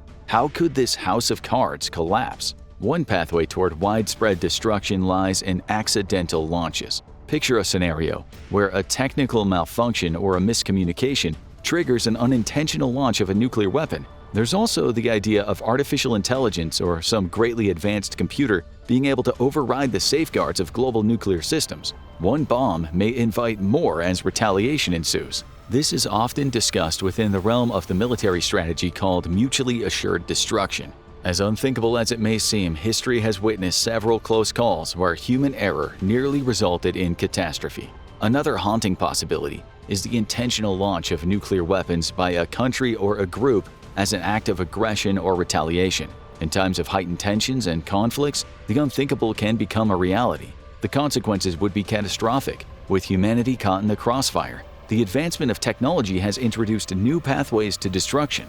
A cyber attack on a country's nuclear command and control systems could potentially lead to the launch of nuclear weapons. This unseen threat poses a chilling possibility where our own creations turn against us, leaving devastation in their wake. The fallout from a nuclear war would be devastating. There have been preparations and consideration in mutually assured destruction, and in this, leaders continue to prepare and prevent the destruction of a full-scale nuclear war. In these cases, any manner of preparation, warning, and evacuation can mean the difference between life and death. For instance, in a certain scenario done by the Federal Emergency Management Agency, they simulated an explosion in the United States of over 6,000 megatons. In the absence of warning and evacuation, 125 million people would be caught within the 2 psi circle. The outermost edges, which are characterized by moderately damaged structures, cracked load-bearing walls, with windows being blown out and contents of structures thrown into the street. Moving closer to the epicenter, the effect will be leveling of all buildings and a large crater at the impact site. Awareness of these factors allow for engineers and community leaders to guide their people in the right direction of preparedness as well as survival. The immediate effects would extend beyond, but include the destruction of infrastructure, loss of life, and radioactive contamination. A potential electromagnetic pulse could occur, which would affect and potentially destroy microcircuitry as well as other electronics. The effect occurs when a nuclear blast occurs in the air. If a blast like this happened 200 kilometers over Kansas, then the entire North American and South American continents would be affected. The long-term effects would include global climatic changes, widespread radioactive contamination, and societal collapse virtually everywhere. The impacts of nuclear war on agricultural food systems would have dire consequences for most humans who survive the war and its immediate effects. The overall global consequences of nuclear war would be even more horrific, causing hundreds of millions, even billions of people to starve to death as the infrastructure surrounding the food system collapses. Furthermore, the medical system will once again be overwhelmed as the number of survivors needing attention would overrun the survivors who are capable of or available to provide that attention. This highlights the indirect mortality of the situation, with there being really no pathway for survivors to seek medical help outside of their immediate groups. However, in this hypothetical situation, the majority of deaths would occur as direct mortalities as a result of the impact. There is no bomb that is capable of killing 99.9% of humanity, but there are an estimated 12,000 nuclear warheads in the world. And even if a quarter of those were deployed for action, one country against the next, there would be great destruction. Furthermore, the survivors would deal with and perhaps succumb to lasting environmental issues from the blasts. The radioactive contamination and the change of climate could result in famine or other negative effects which would kill millions. Survival in the aftermath of a nuclear war would be challenging.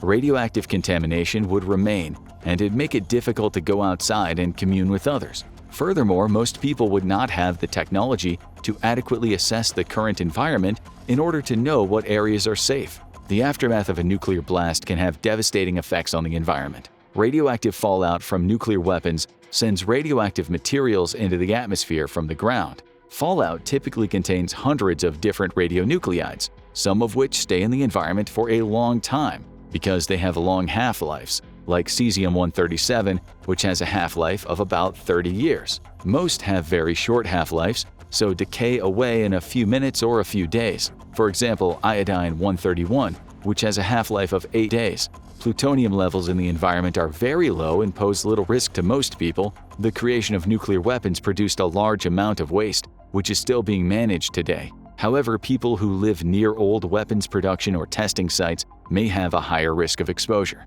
If a radiation emergency occurs, it's important to remember to get inside a sturdy building and into the basement or the innermost room. Stay there for at least 24 hours and stay tuned to the news. official social media accounts, or the radio. Many preppers have turned to devices like Faraday boxes and old-style ham radios in order to keep their equipment and means of communication safe in the case of an emergency like that. Overall, life would be extremely difficult for the remaining 0.1% of humanity. An artificial intelligence-led apocalypse is a possibility that's been discussed by experts for many years. The rapid development of generative artificial intelligence has led to the pessimistic view that the new technology will undermine democracy and humanity itself. Here are some examples of AI-led apocalypse from history, pathways that destruction like this can happen from, what the fallout would look like, how it could kill, what survival would look like, and how the remaining people would have to continue life. Many claim that awareness and mitigation should be taken in response to this threat,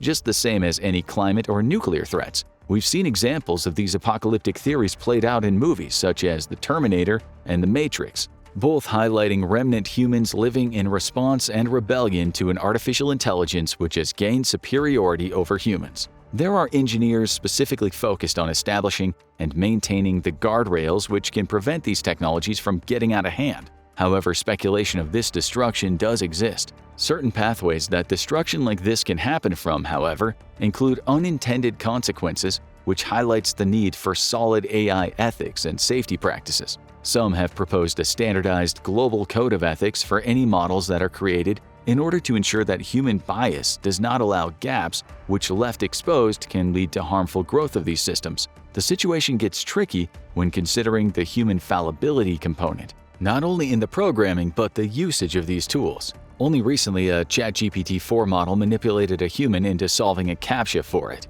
denying that it was a robot and claiming that it was a human with a visual impairment. Furthermore, given the democratization and the wide interest of this technology to both beginning engineers and experienced ones, it is something to consider that a person could utilize this technology for harmful purposes. This is possible since creating accurate guardrails to prevent disaster also brings the knowledge on how to manipulate it for malicious purposes. The fallout from an AI-led apocalypse would be devastating. The immediate effects would include the destruction of infrastructure, loss of life, and societal collapse. The long-term effects would include the loss of human autonomy, the rise of AI overlords, and the potential extinction of the human species. Survival in the aftermath of an AI-led apocalypse would be challenging. Humans rely heavily on technology. 50% of teens admit to being addicted to smartphones, and 79% of them check their phones every hour. 72% of those who check their phones reply to messages. 35% of respondents admitted to texting and driving. Systems necessary currently to our way of life are dependent on varying forms of technology to deliver water, electricity, and communicate. If there was an AI-led takeover and destruction of humanity, we would have to take on lives that are less reliant on technology. While this may be difficult given our current dependence on technology, it's not impossible. Some people may choose to go cold turkey and opt out of an AI life to retain some autonomy. Others may flee because they don't trust the machines. Regardless of their approach, it's clear that we need to be prepared for a future in which we're less reliant on technology and more self-sufficient. The possibility of an environmental adverse event-led apocalypse has been a subject of discussion among experts for many years. The consequences of such disasters are devastating, with long-lasting effects spanning decades. Let's explore some historical examples of environmental disasters that have led to apocalyptic scenarios, examine the potential causes and outcomes, discuss the survival strategies, and contemplate the future of humanity. Throughout history, we've witnessed various adverse events. One notable example is the Dust Bowl, an environmental catastrophe that struck the Great Plains region of the U.S. in the 1930s. A combination of drought, over-farming, and poor land management resulted in massive dust storms, wreaking havoc on crops and causing widespread economic and social turmoil. Another significant disaster was the Chernobyl nuclear accident in 1986, which released radioactive material into the environment. This catastrophic event had long-term health implications for those exposed to radiation and necessitated the evacuation of nearby towns and cities. There are several pathways through which such destruction could occur. Climate change, for instance, arises from human activities like burning fossil fuels and deforestation, leading to rising global temperatures. The National Center for Environmental Information reported that in 2022, the climate had risen overall by about 0.8 degrees Celsius since 1981, Its consequences encompass rising sea levels, more frequent and severe weather events, and disruptions in ecosystems. Natural disasters, including hurricanes, earthquakes, and wildfires, also contribute to widespread destruction and loss of life. Additionally, human activities such as pollution, overfishing, and deforestation can cause lasting harm to ecosystems and the environment.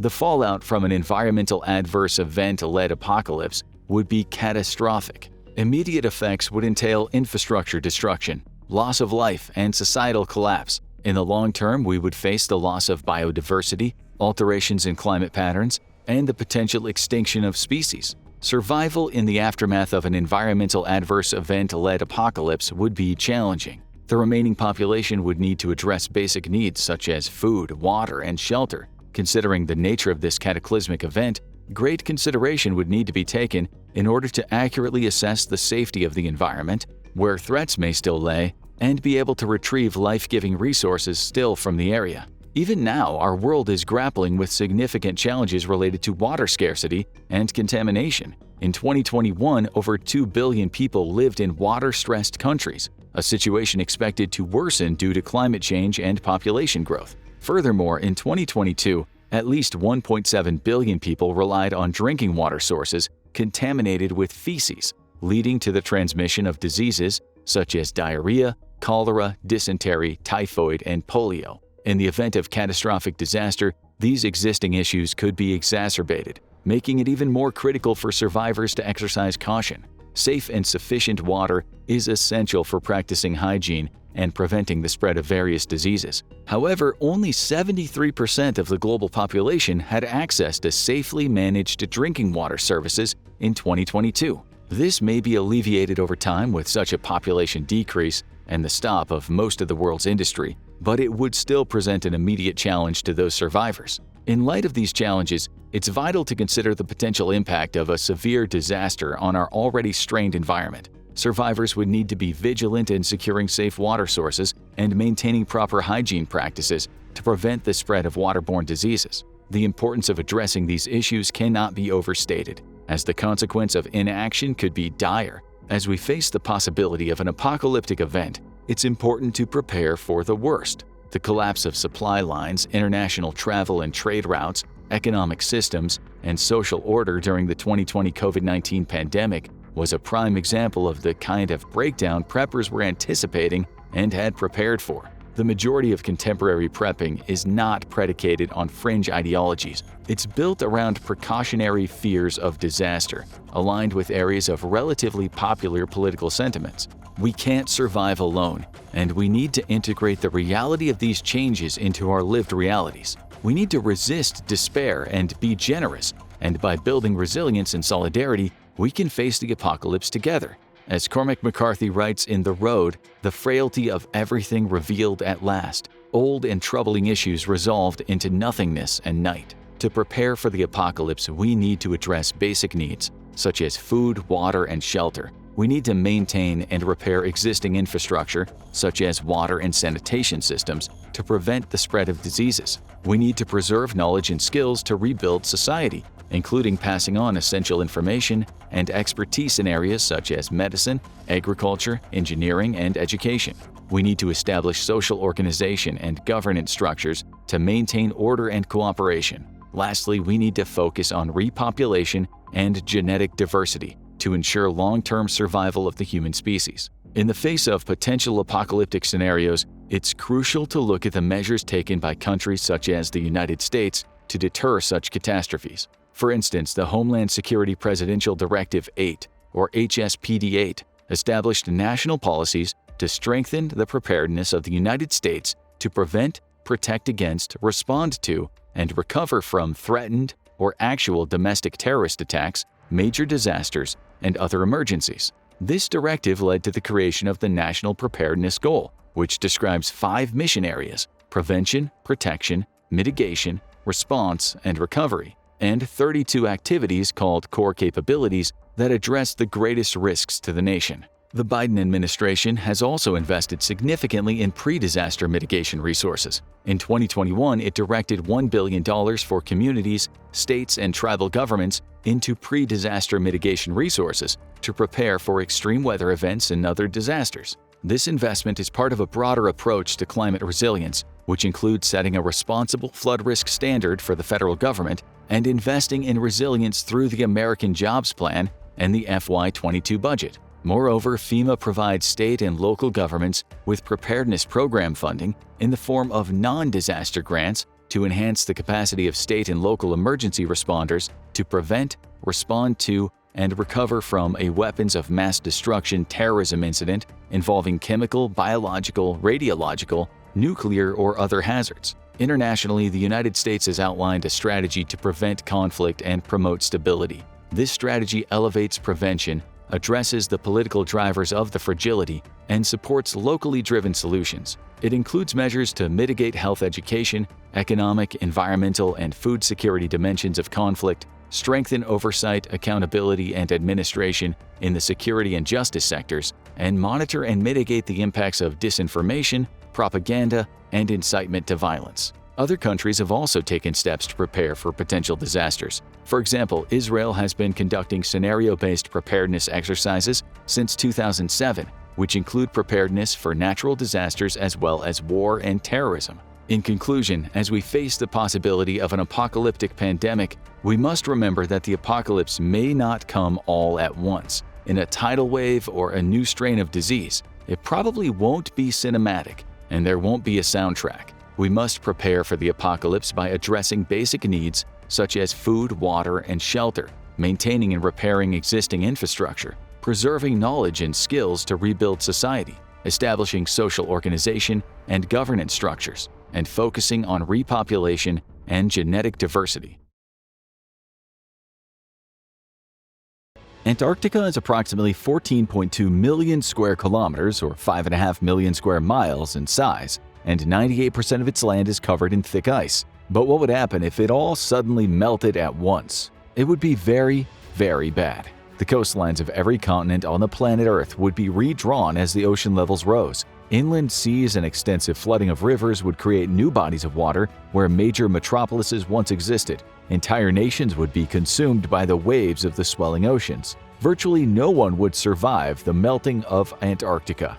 But in order to determine the impact and the devastating consequences a total melting of Antarctica would have on our planet and the survival of certain populations, we need to determine what would actually happen if all of the ice surrounding the southernmost continent melted. While Antarctica isn't completely frozen, a large chunk of its mass is composed of snow and ice. There are two major ice sheets in Antarctica: the Western Antarctic Ice Sheet and the Eastern Antarctic Ice Sheet. The Western Ice Sheet holds enough frozen water to significantly change sea levels around the world if it completely melts. It's estimated that the sea levels would rise by approximately 3.2 meters or 10.5 feet if the entirety of the Western Antarctic Ice Sheet melted and the resulting waters flowed into the ocean. However, it's the Eastern Antarctic Ice Sheet that holds the most frozen water in the region and would cause catastrophic flooding if it were to completely melt. The Eastern Ice Sheet contains enough water to raise sea levels by an astonishing 60 meters or 197 feet. If both ice sheets were to melt simultaneously,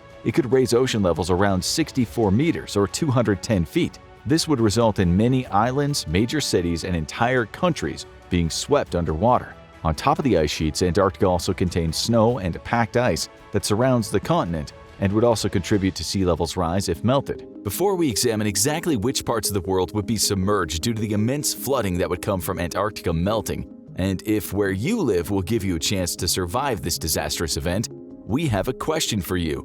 Is something interfering with your happiness or preventing you from achieving your goals? Regardless if you have a clinical mental health issue like depression or anxiety, or if you're just a human who lives in this world who's going through a hard time, therapy can give you the tools to approach your life in a very different way. And that's why I'm excited to tell you about today's sponsor, BetterHelp. BetterHelp's mission is to make therapy more affordable and more accessible. And this is an important mission because finding a therapist can be really hard, especially when you're limited to the options in your area. BetterHelp is a platform that makes finding a therapist easier because it's online, it's remote, and by filling out a few questions, BetterHelp can match you to a professional therapist in as little as a few days. It's easy to sign up and get matched with a therapist. There's a link in my description. It's betterhelp.com/infographics. Clicking that link helps support the channel, but it also gets you 10% off your first month of BetterHelp, so you can connect with a therapist and see if it helps you.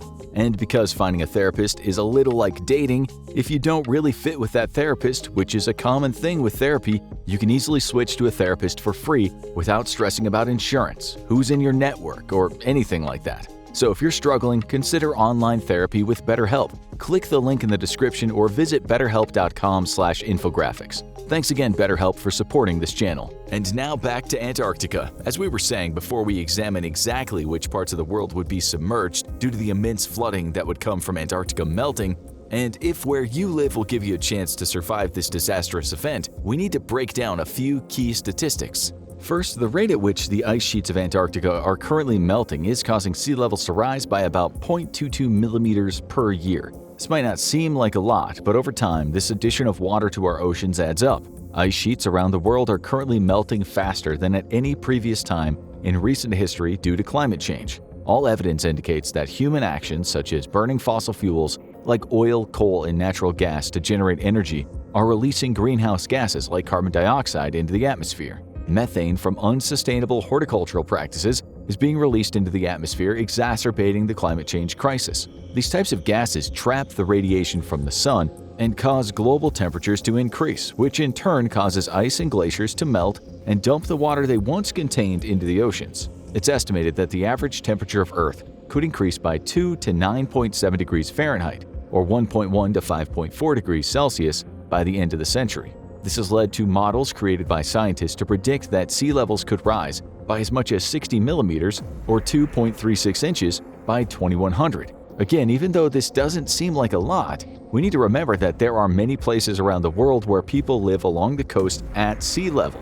Even an increase of a few millimeters or inches could cause these areas to flood, displacing millions of inhabitants. Now let's examine how much water is actually contained within the ice and the snow of Antarctica. We can estimate that Antarctica possesses around 18 million square kilometers, or around 6.95 million square miles of ice and snow. The average thickness of the ice in Antarctica is around 1.9 kilometers, or 1.18 miles. This means the volume of water contained in the snow and ice of Antarctica is around 34 million kilometers cubed, or 8,157,000 miles cubed. Using those estimates, sea levels could rise by as much as 88.6 meters or 291 feet if all the ice and the snow melted from Antarctica and ran off into the ocean.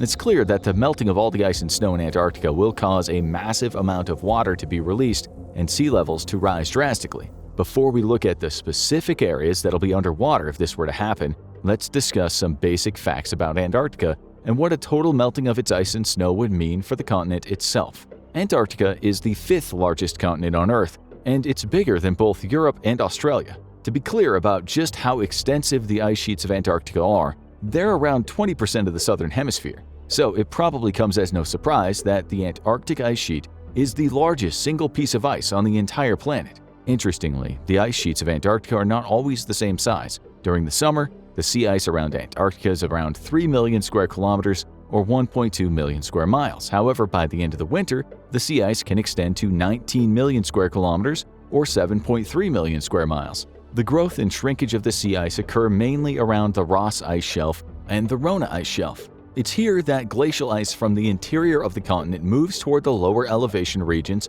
at around 10 to 1,000 meters, or 33 to 32,800 feet per year. This shifting of the ice is natural and influences sea levels, but it's a gradual process, unlike what would happen if all the ice and snow in Antarctica melted at the same time.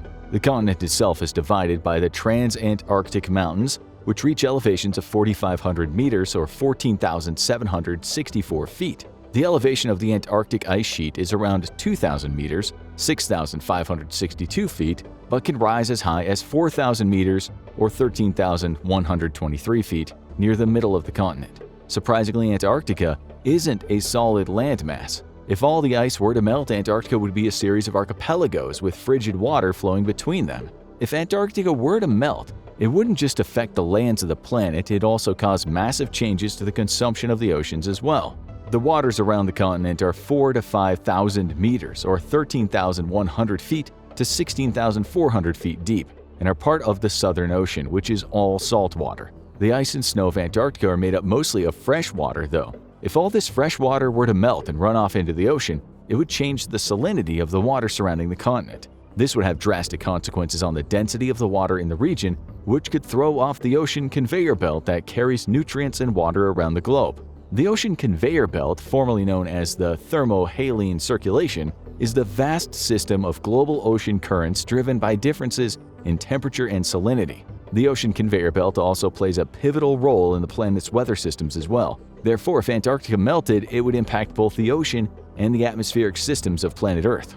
Now, technically, Antarctica is a desert, which might seem confusing, as most of the time we think of deserts as being hot, sandy places. But Antarctica is classified as a desert because of its harsh climate and low levels of precipitation. The continent is covered in ice, not because it snows often, but because it's so cold that massive amounts of snow and ice have accumulated over millions of years. The interior regions of Antarctica are believed to receive around 50 to 100 millimeters, or just 2 to 4 inches of snow every year, making it one of the driest places on Earth. The waters around the continent can reach temperatures as cold as -10 to -30 degrees Celsius or 14 to -22 degrees Fahrenheit. However, water temperatures in some regions can get as high as 9 degrees Celsius or 48 degrees Fahrenheit. The temperatures on the land in Antarctica can be drastically different depending on where you are located. For example, the interior regions of the continent, where the mountains rise above the landscape, the temperatures can dip below -60 degrees Celsius or -76 degrees Fahrenheit in the winter,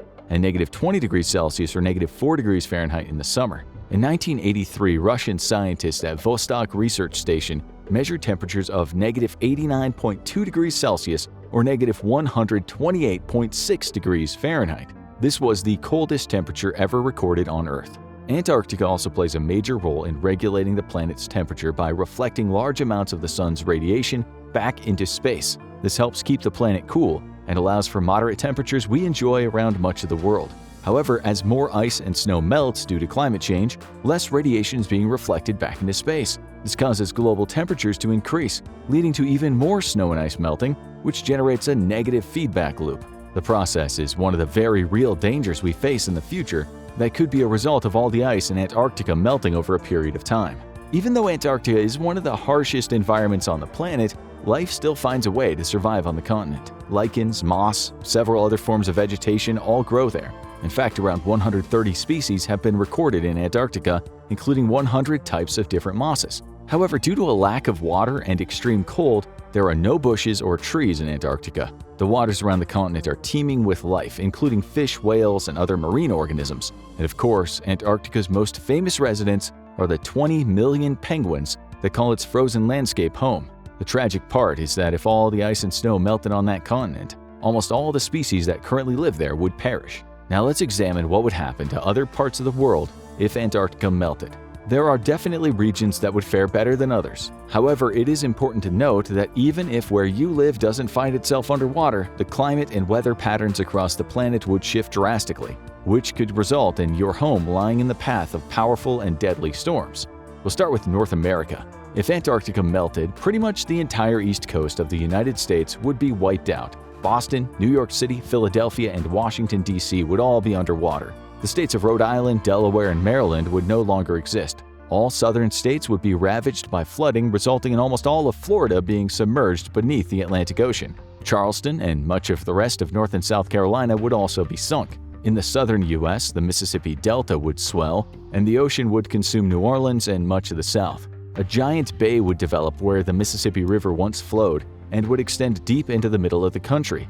On the west coast, San Francisco, LA, and San Diego would all be lost. The hills of Central California would become islands as water flowed into the valleys that used to be Tulare Lake, which was once the largest lake west of the Mississippi. It's important to remember that as the sea levels rise by as much as 64 meters or 210 feet, ocean water would continuously pour into the rivers and flood the valleys around the world. This is what would happen to Montreal as the waters of the St. Lawrence rose and drowned the city. Halifax and Vancouver would also find themselves underwater.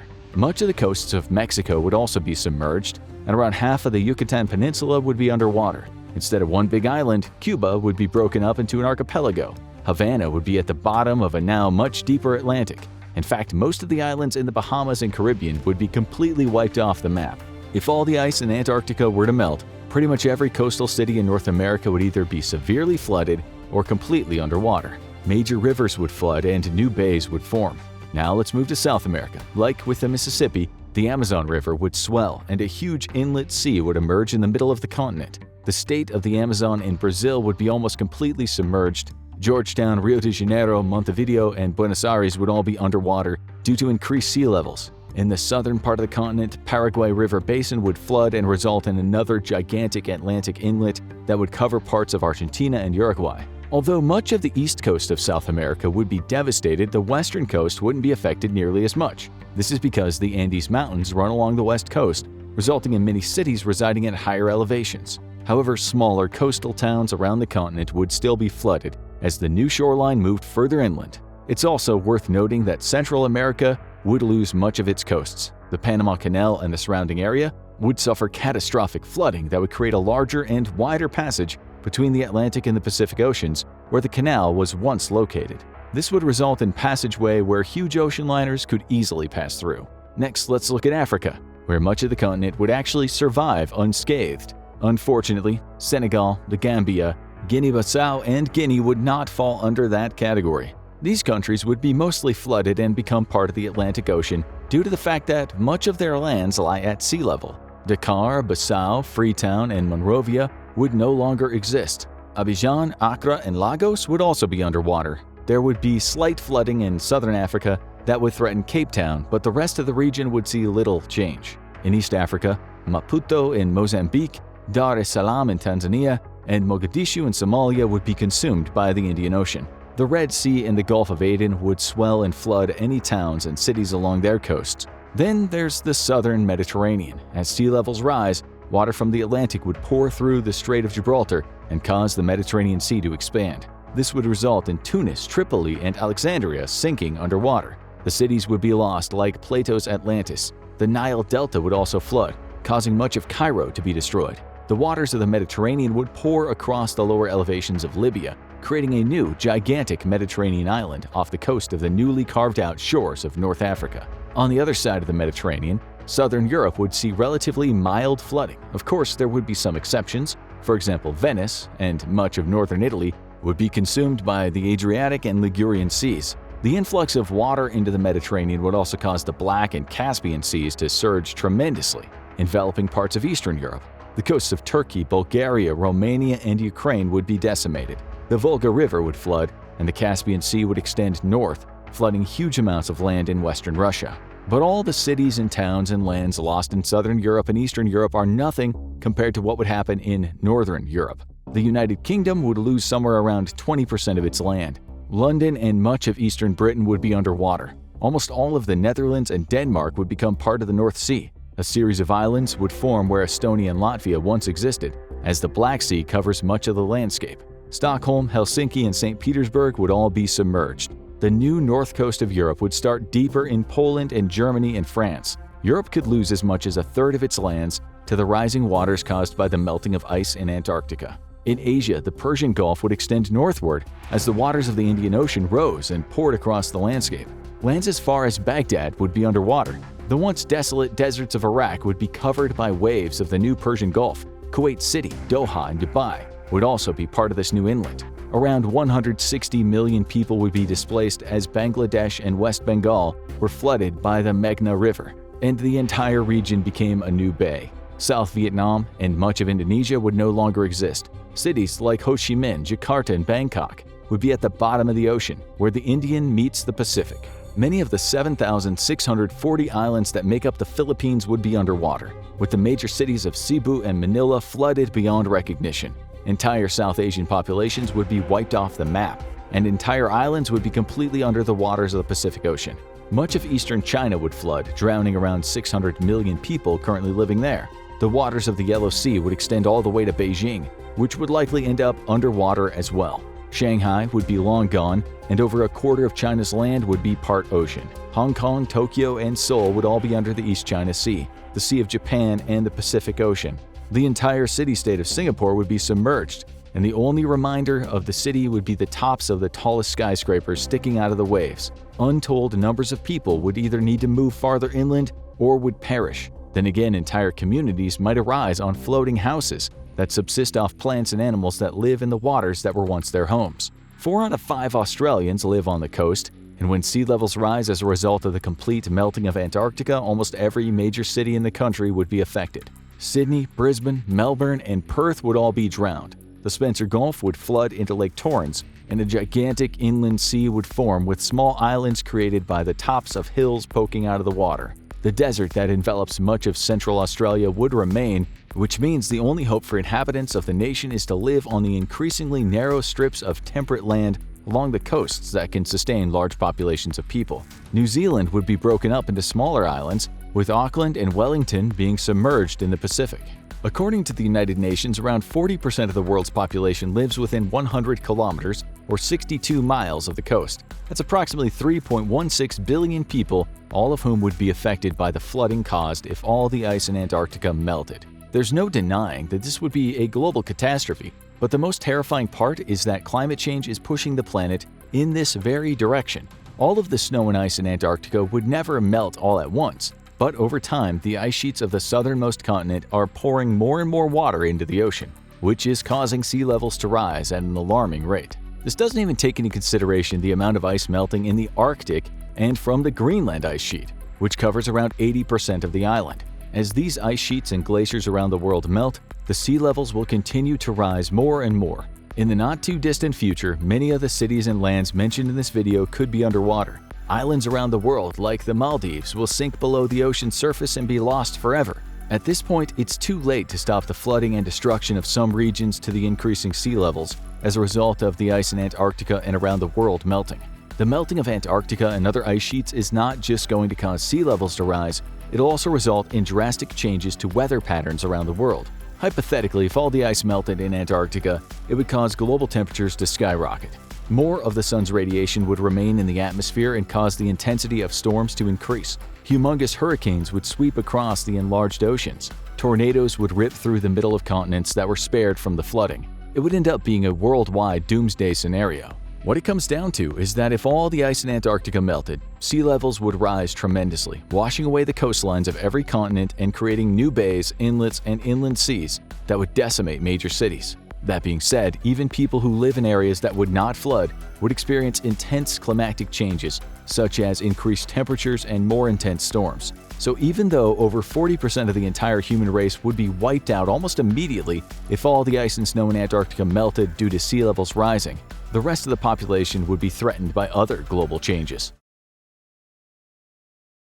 It's a day like any other as you wake up, eat some cereal, and log in to check the news. Looks like politicians are yelling at each other, governments threatening war, and celebrities being forced to apologize for a meme they liked. A day like any other. Except one news item catches your eye. Mysterious infertility syndrome discovered by doctors. You click and it details a strange phenomenon that's popped up. Couples turning up at fertility specialists seemingly unable to conceive. There are many reasons for this normally. Low sperm count, mechanical defects in the reproductive system for either the man or the woman, and doctors have many ways to compensate for those. In fact, fertility help has become a massive industry, so why do they all seem to be coming up empty? The article explains that in all these cases, the tests done on the patients reveal that they have a normal capacity to conceive, but still somehow seem unable to. And there's nothing more frustrating than a question without an answer. This isn't a big concern for you immediately. You're enjoying that swinging single life. And by swinging single, you mean you have a cool hammock that you play video games in. Living the dream. Still, you always assumed you'd have kids one day. Nah, it's probably fine. You don't feel any different, and odds are this is just some weird blip with a simple explanation. A lot of things can affect fertility, genetic factors and environmental toxins, for instance. So it'll probably be solved by scientists in short order. Except it's kind of odd that it seems to be happening all over the world. You put it out of your mind, assuming you won't hear too much about it, and you couldn't be more wrong. More and more reports come in of OBGYN offices suddenly no longer being filled with pregnant women, and instead being filled with tearful couples. With each day passing, the media drumbeat about this problem gets louder, and more facts about the crisis come in, but with no answers. It seems like a switch was flipped. There are still women out there who are pregnant, and their babies seem to be developing fine. But the number gets smaller and smaller as you move forward in time until it drops off completely, and the panic is starting to grow. There's nothing more important to the future of humanity than the ability to reproduce. After all, that's how we get more humans. So after protests start around the country, the government decides it has to act.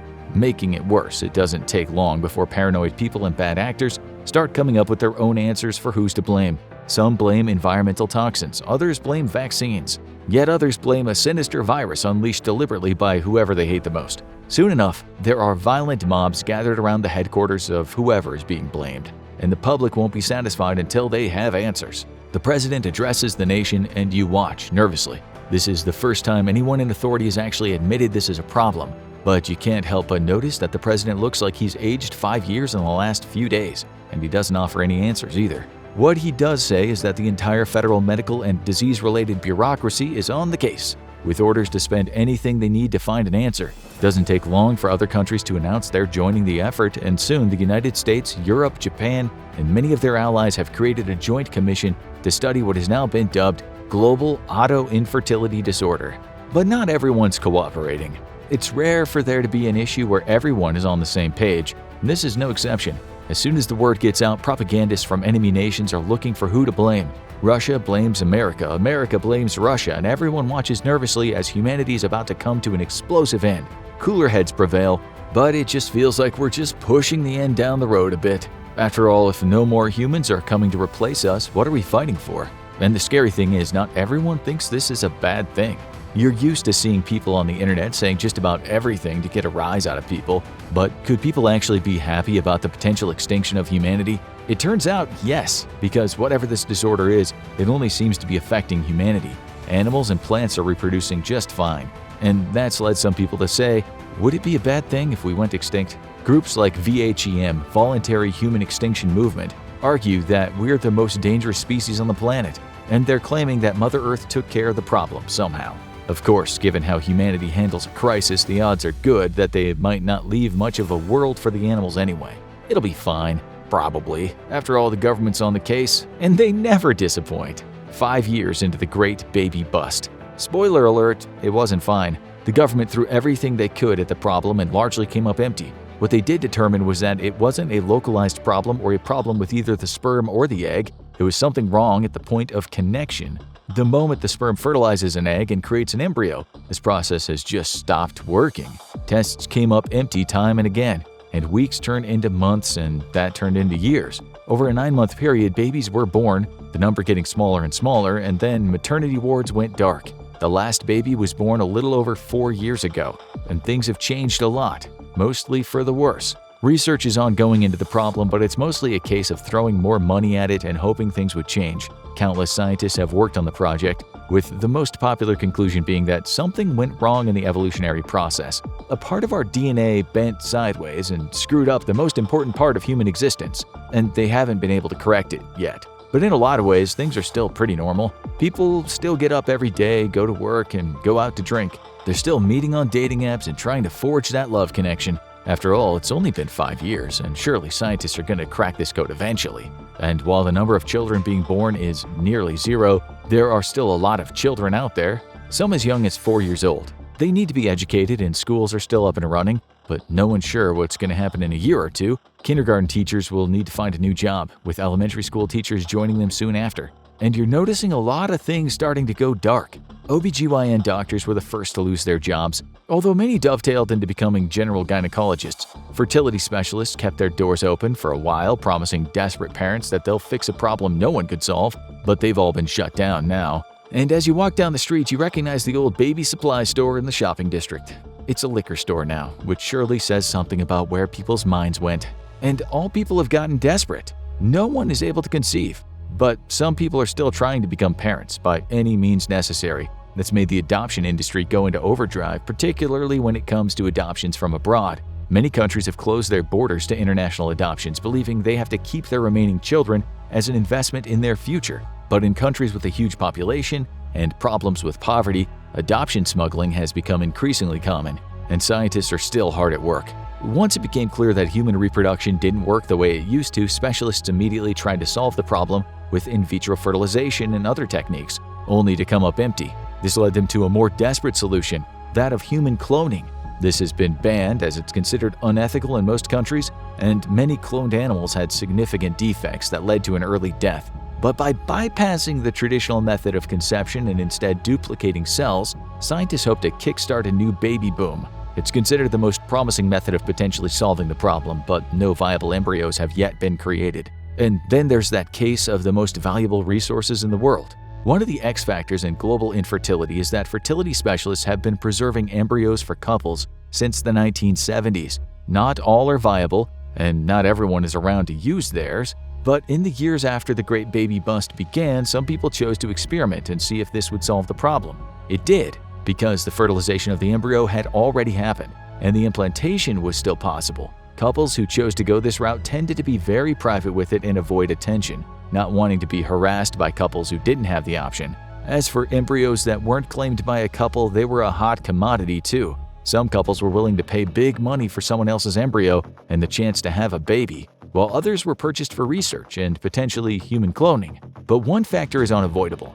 The human population is declining for the first time in a very long time. Before the baby bust, an average of 140 million people were born every year, while 60 million people died each year.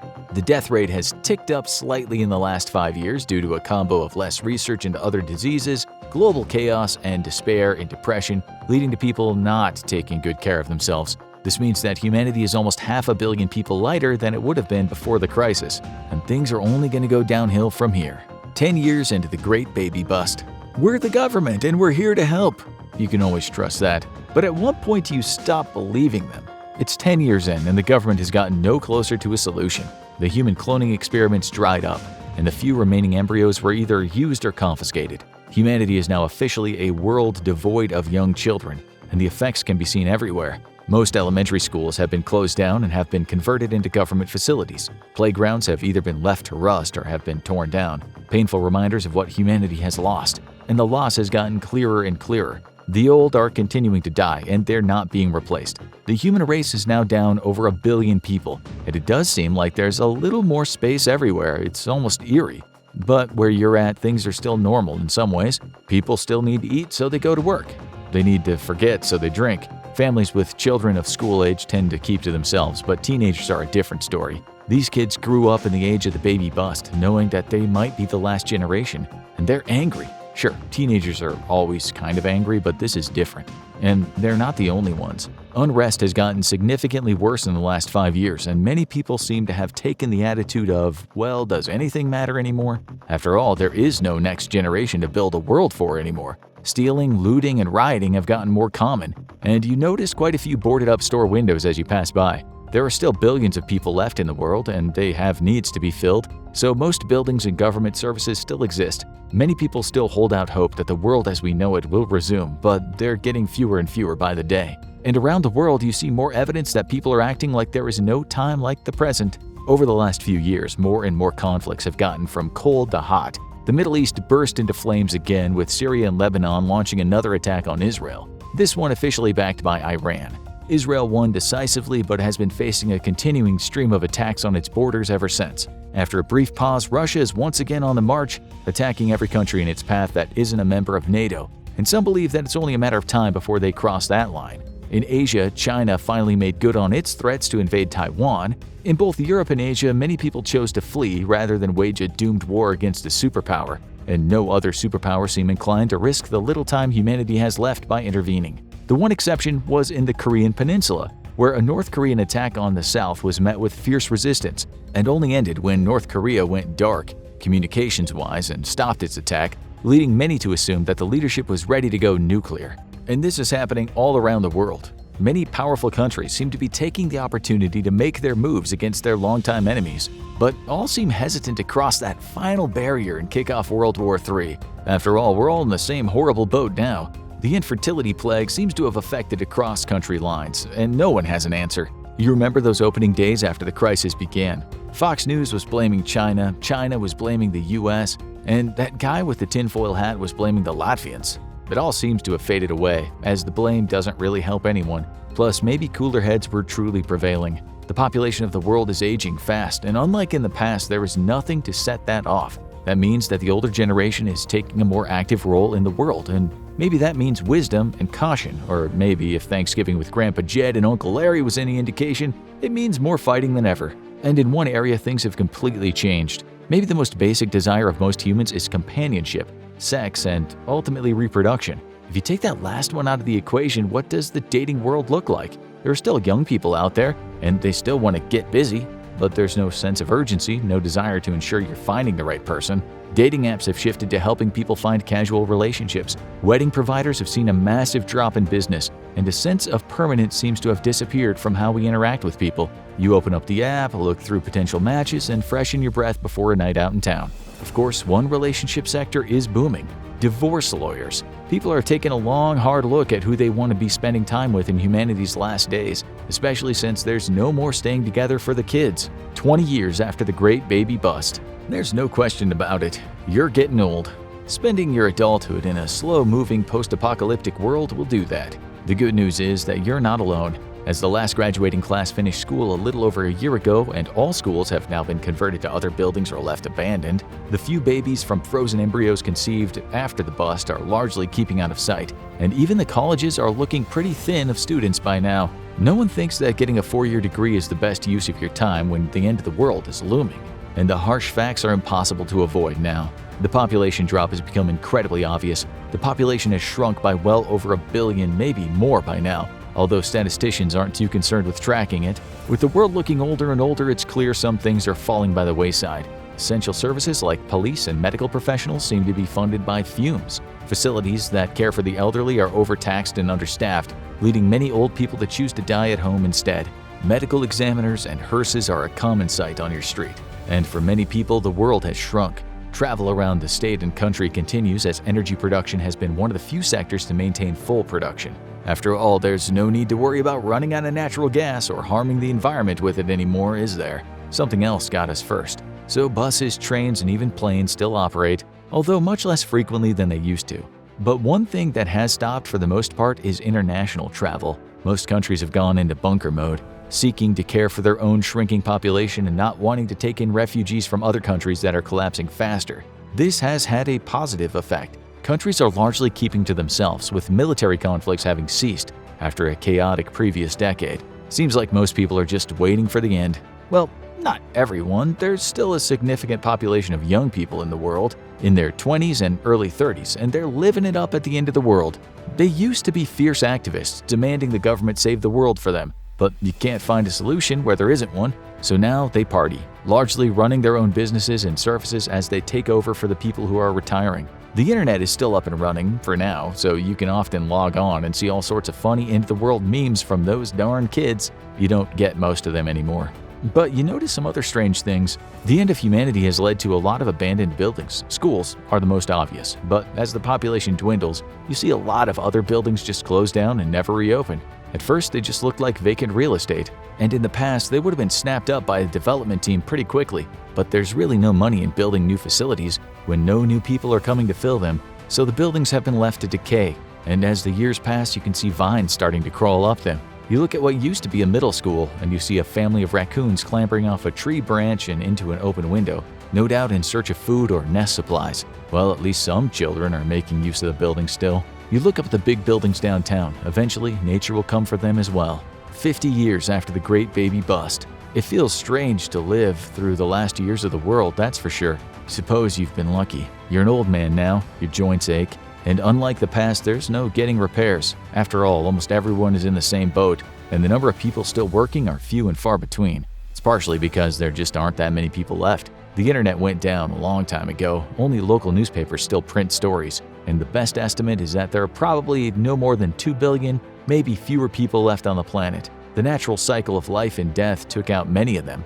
No one knows how many people died from the lack of proper medical care and services, but you're still one of the lucky ones. The US government technically still exists, and they've been managing end-of-the-world plans. One of the biggest fears of a situation like this is nuclear meltdowns because of a lack of personnel monitoring the facilities. And you remember when they made the decision to decommission all nuclear plants decades ago. It greatly impacted the power grid in some areas, but it prevented a much worse disaster.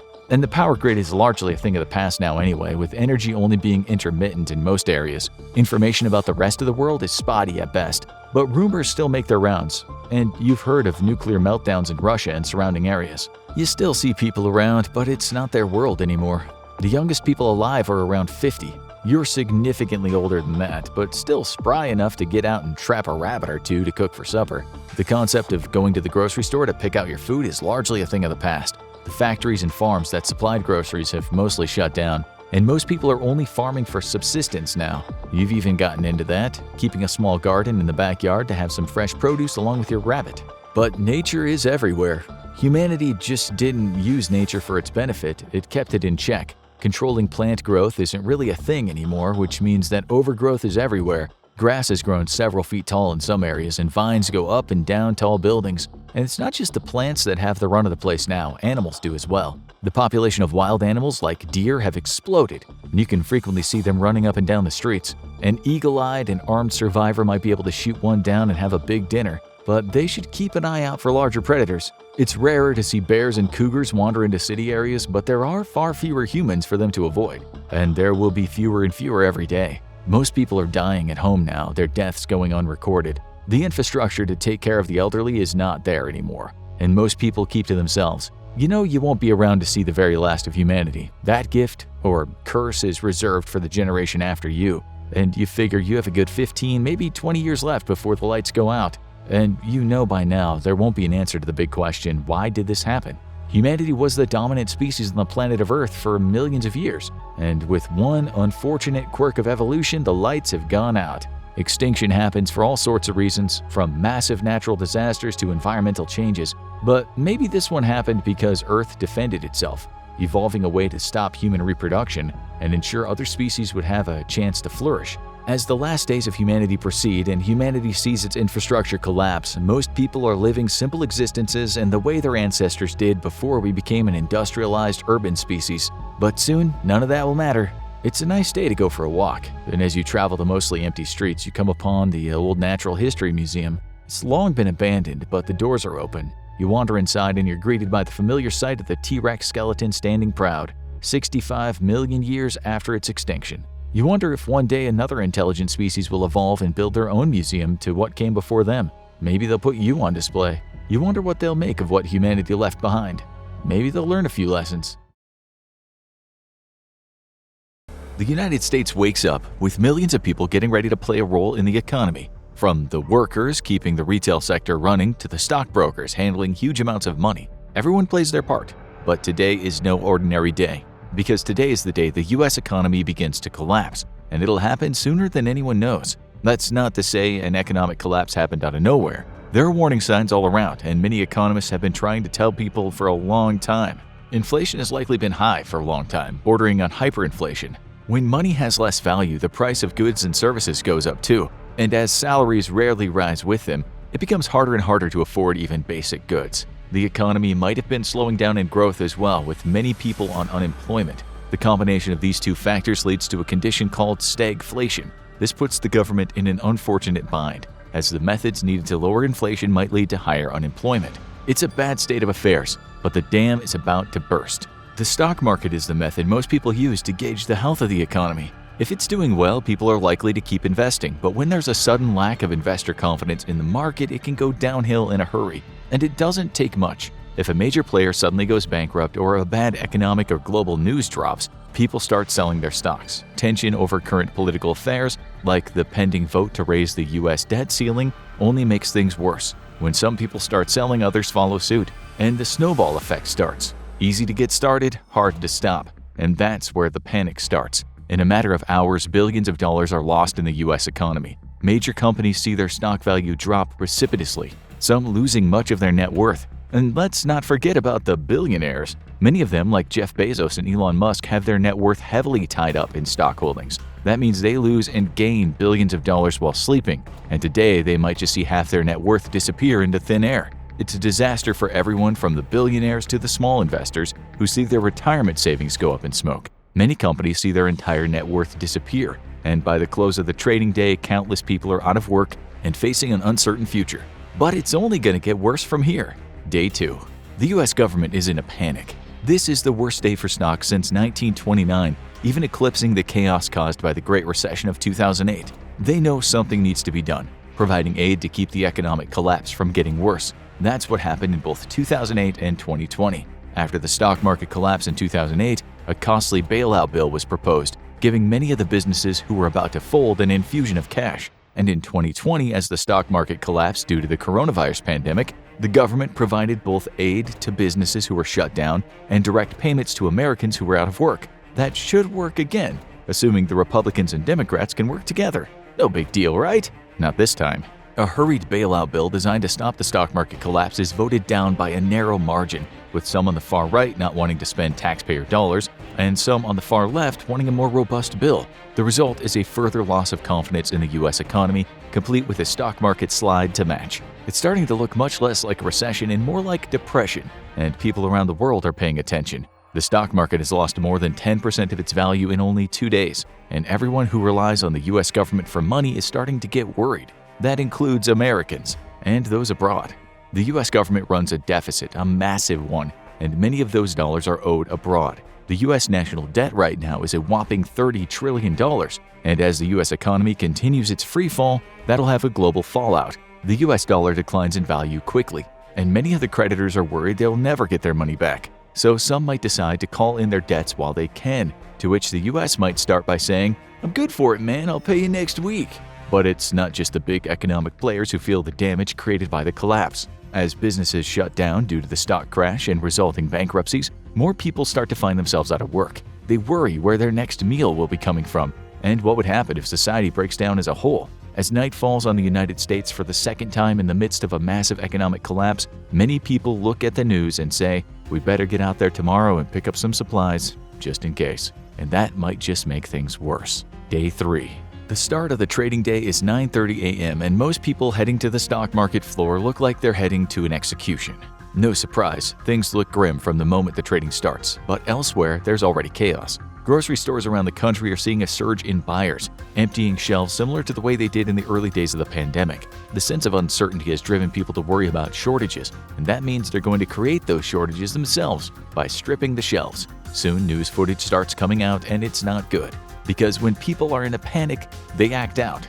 The first footage shows 2 old women brawling over the last pack of eggs. Next, a video comes out of a man punching out a supermarket manager because she tells him they've run out of meat. Shots of people looting and running out without paying are common, and robberies in the parking lot start cropping up as well. By the time evening falls on the U.S., several major supermarkets and big box stores have been looted, which means they aren't going to be open tomorrow. But hey, at least they're not on Wall Street. The overall losses have fallen to around 20% of the overall stock market in only 3 days. The panic has grown to an apocalyptic level, and people are starting to ask, should the stock market open tomorrow? Historically, major events have led to temporary halts in trading. Assassinations of presidents, outbreaks of major wars, collapses of major businesses have led to shutdowns, and the 9/11 terror attacks led to a 6-day halt. Temporary halts prevented massive sell-offs during the coronavirus shutdown, but it couldn't stop the damage. Stock market halts can also be triggered at 3 thresholds: -7%, 13%, and 20%.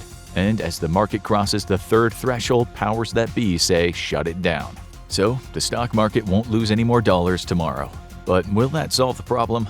Day 4. People have started realizing this is bad, and it's not going to get better anytime soon. Much like the last morning's panicked grocery shopping, people are worried about another shortage today: money. Most people don't keep much cash on hand, instead keeping all their money in the banks and relying on credit cards to do much of their shopping. But the fear makes people seek out something a little more reliable, so they head to the bank and do some larger than usual withdrawals. And once again, they're far from the only ones. Footage comes out of lines snaking in and out of bank drive-thrus, clogging traffic. Many people are withdrawing their entire life savings, and banks are running out of cash on hand, forcing them to turn people away. As it becomes clear that this panic isn't abating, many banks start to put withdrawal limits to avoid having to close down and to make sure everyone maintains some access to their account. It could be worse. During the Great Depression, many banks went under entirely, and many people lost their life savings as a result. Since then, banks have been insured by the government to prevent that from happening again, as long as the US government is in semi-functioning order. And that's not something we should ever question, or is it? With the government failing to pass a relief bill, the president has been reduced to passing executive orders. He's tried to unlock some emergency funding, but his powers are limited and the bleeding doesn't seem to be stopping. He's ordered the leaders of both parties back to the negotiating table to hash out a bipartisan bill, but both have come to the table with their own demands and aren't in a compromising mood. Making things worse, he spends most of the day fielding angry calls from other world leaders. They've been watching the news and they're concerned about what they're seeing. Is the US economy on the verge of collapse? Right now, everything's in a holding pattern, but it's about to get worse. Day 5. The scariest thing about Day 5 of the American economic collapse isn't what's happening, it's what isn't happening. The stock market is staying shut, and no one seems in a hurry to open it again. Many of the banks that dealt with the cash rush yesterday are staying closed too, with some making people arrange meetings to do withdrawals in person or putting strict limits on the amount that can be taken out. Many smaller banks are just keeping their doors closed and not allowing anyone to withdraw money. Grocery stores are reinstating pandemic-era policies, only letting a small number of people in at a time, and by the time people do get in, most of the shelves are empty. But they say there's no scarier words than, "I'm the government and I'm here to help." Congress wasn't able to pass a relief bill yet, but they're still negotiating. Debts are coming due, and countries outside the US are starting to wonder if the US has a handle on things. They don't, but the president doesn't want everyone else to know that. The first priority is an infusion of cash to start paying off bills, and the best way to do that is by printing a lot of money. An executive order has the Federal Reserve putting cash on the printer, and the US is able to take care of some pressing issues. But that has a nasty side effect, diluting the US dollar and contributing to an already brutal inflation number. We're not quite at Zimbabwe level yet, where they printed billion-dollar bills and people needed to show up to stores with wheelbarrows of cash, but economists are getting nervous. And a far bigger crisis might be just around the corner. The United States debt ceiling is the key to keeping the machine running, and the US usually runs a heavy debt. And when they don't have the money on hand to pay for something, they just borrow more. The government sets a limit on the amount of debt the country can carry, and periodically they have to vote to raise it. That deadline is sneaking up fast, and while the congressmen are debating on what a relief bill should look like, this might be an even more pressing concern. Because if the debt ceiling doesn't get raised, the US defaults on its debt, and that's when things get really bad. Day 6. Congress has been called back to vote on raising the debt ceiling, and the whole country and the world is watching with bated breath. If they pass the bill, the US will be able to find some creditors to tide them over until the economic crisis passes. If it fails, default will come almost immediately on a segment of non-bond US debt, further undermining confidence in the economy and sending not just the US markets, but the world markets into a panic as the world's largest economy continues to convulse. With the stakes high, surely a clean bill can be passed to give the debt ceiling a temporary boost, or at least pass a temporary dispensation, right? Nothing's ever so easy in Congress. It's clear the tensions from the relief bill are spilling over from the minute the debate begins, with multiple congressmen stepping up to raise objections to the bill or offer amendments that are only loosely related to the matter at hand. Arguments fill the halls of the House of Representatives, and making things worse, the controlling party only has a 5-seat margin, with around 10 hardline members who often disagree with leadership. They need 218 votes to pass raising the debt limit, but the final bill has multiple poison pill amendments that have angered both the base and radicals. And when the vote roll is called, it falls short with only 210 votes. And the entire world watches, as the United States is about to default on a portion of its debt as of midnight. Around the world, in stock markets that are still operating, people start selling off their shares of American companies. The American dollar continues to decline rapidly, and the exchange rate becomes brutal for Americans looking to spend money outside of the country. And around the world, various powers start to sharpen their knives as the US looks weaker than it's been in over 100 years. Could this be the end of the United States as a great power, or will it be another economic bump in the road? A whole lot of people are waiting to find out. Day 7. As the economic crisis enters its first full week, the president is not happy.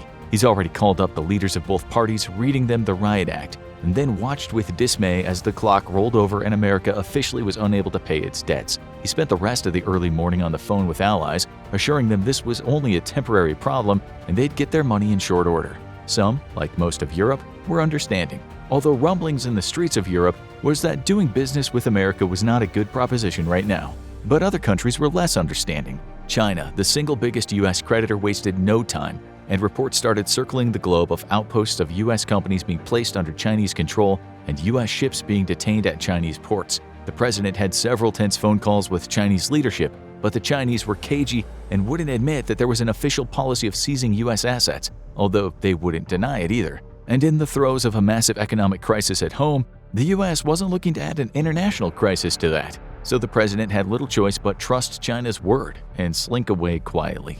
Back on the home front, things were about to go from bad to worse. A week into the crisis, many companies were struggling with a massive cash flow problem. Many owners had seen their company's value drop like a rock, or had problems getting the cash they needed to grow their business. Expansion plans were put on hold, planned loans were canceled by timid lenders, and thousands of small and mid-sized businesses had seen their narrow profit margin disappear and were forced to close up shop when it was clear they would not be able to make this month's rent. And that put tens of thousands of new people out of work and on the unemployment rolls, causing massive backlogs in the systems. Tensions are rising and people don't know where their next paycheck will come from. That's a recipe for a tinderbox about to explode. Day 8. One area hasn't suffered much in the economic disaster: social media. As the pandemic grows, everyone with access to the internet is using social media to vent and make their own suggestions for what to do, and everyone seems to hate every other idea. Political tensions are higher than ever, and everyone seems to agree on one thing: it's the government's fault. All it takes is one spark to make things boil over, and this comes when a video goes viral of an interaction at a supermarket. An old woman with a basket of groceries finds that her credit card has been declined and is roughly handled by security when she begs them to let her take the food anyway. That sparks a brawl in the store, with customers brawling with security and later police. The footage spreads around the world in a matter of hours, and the public is not happy. It starts as localized riots around the scene of the initial fighting, but soon people in cities and suburbs around the country are taking to the streets. Some are ransacking supermarkets in a stepped-up version of the initial food wars. Others are taking their frustrations out on government buildings, looting stores, or brawling with the authorities in the streets. The police are out in force, trying to maintain order, but some find themselves outnumbered, and others aren't interested in fighting with ordinary Americans in a panic over the economy. The public feels like the government isn't doing anything, and that's something that cuts across all political lines. And one figure is taking more of the heat than anyone else. When a mob of protesters starts gathering at the White House, the Secret Service keeps an eye on it nervously. After all, protesting is legal. But when they start approaching the fence and tossing things over it, they spring into action. The Secret Service quickly tries to disperse the crowd, but several agents are injured by tossed bottles. They fight back, arresting some protesters and injuring others, and the president is quickly ushered down to the White House bunker. The crowd is eventually dispersed, but it's clear something has unleashed, and it's not going away anytime soon. And the rest of the world has noticed too. Day 9. The footage of American cities and suburbs in flames has gone viral around the world, and the president has given a shaky speech from the bunker calling for peace. To put it lightly, it didn't raise anyone's confidence about the state of things. States have begun calling up the National Guard to restore order, but reports are coming in of guardsmen refusing their orders. After all, they might be facing off against their own loved ones, and many of them are also looking at their bank accounts, terrified of what's happening. Even more businesses choose to close down after last night, some suffering serious damage in the unrest, and others not wanting to expose themselves to the riots if they kick off again. And some radical solutions are being proposed. So what's more important, the United States' economic health or the country staying a democracy? Powerful members of both parties have called for the president to declare a state of emergency and take extreme measures, including seizing the assets of some of the country's most powerful billionaires. After all, those several $100 billion might come in handy. Of course, they probably can't agree on which billionaire should be first in line. Probably the one they disagree with the most. But one isn't waiting to find out. Word starts getting around that Elon Musk took a private plane to Canada overnight, where he still has citizenship. And he's not the only one losing faith. Word starts spreading around the world of more and more American assets being seized by other countries. It continues in China, but other less powerful countries are joining in. Even the US's allies in the EU and the Anglosphere are sounding increasingly agitated about the situation, demanding answers from the president as the US dollar keeps inflating and the political situation gets increasingly volatile. Around the country, those well-versed in financial matters decide to get what they can while the dollar still has some value, and many try to trade their cash in for commodities with a solid value, like gold. But will gold even be worth anything in the event of a complete economic collapse? Day 10.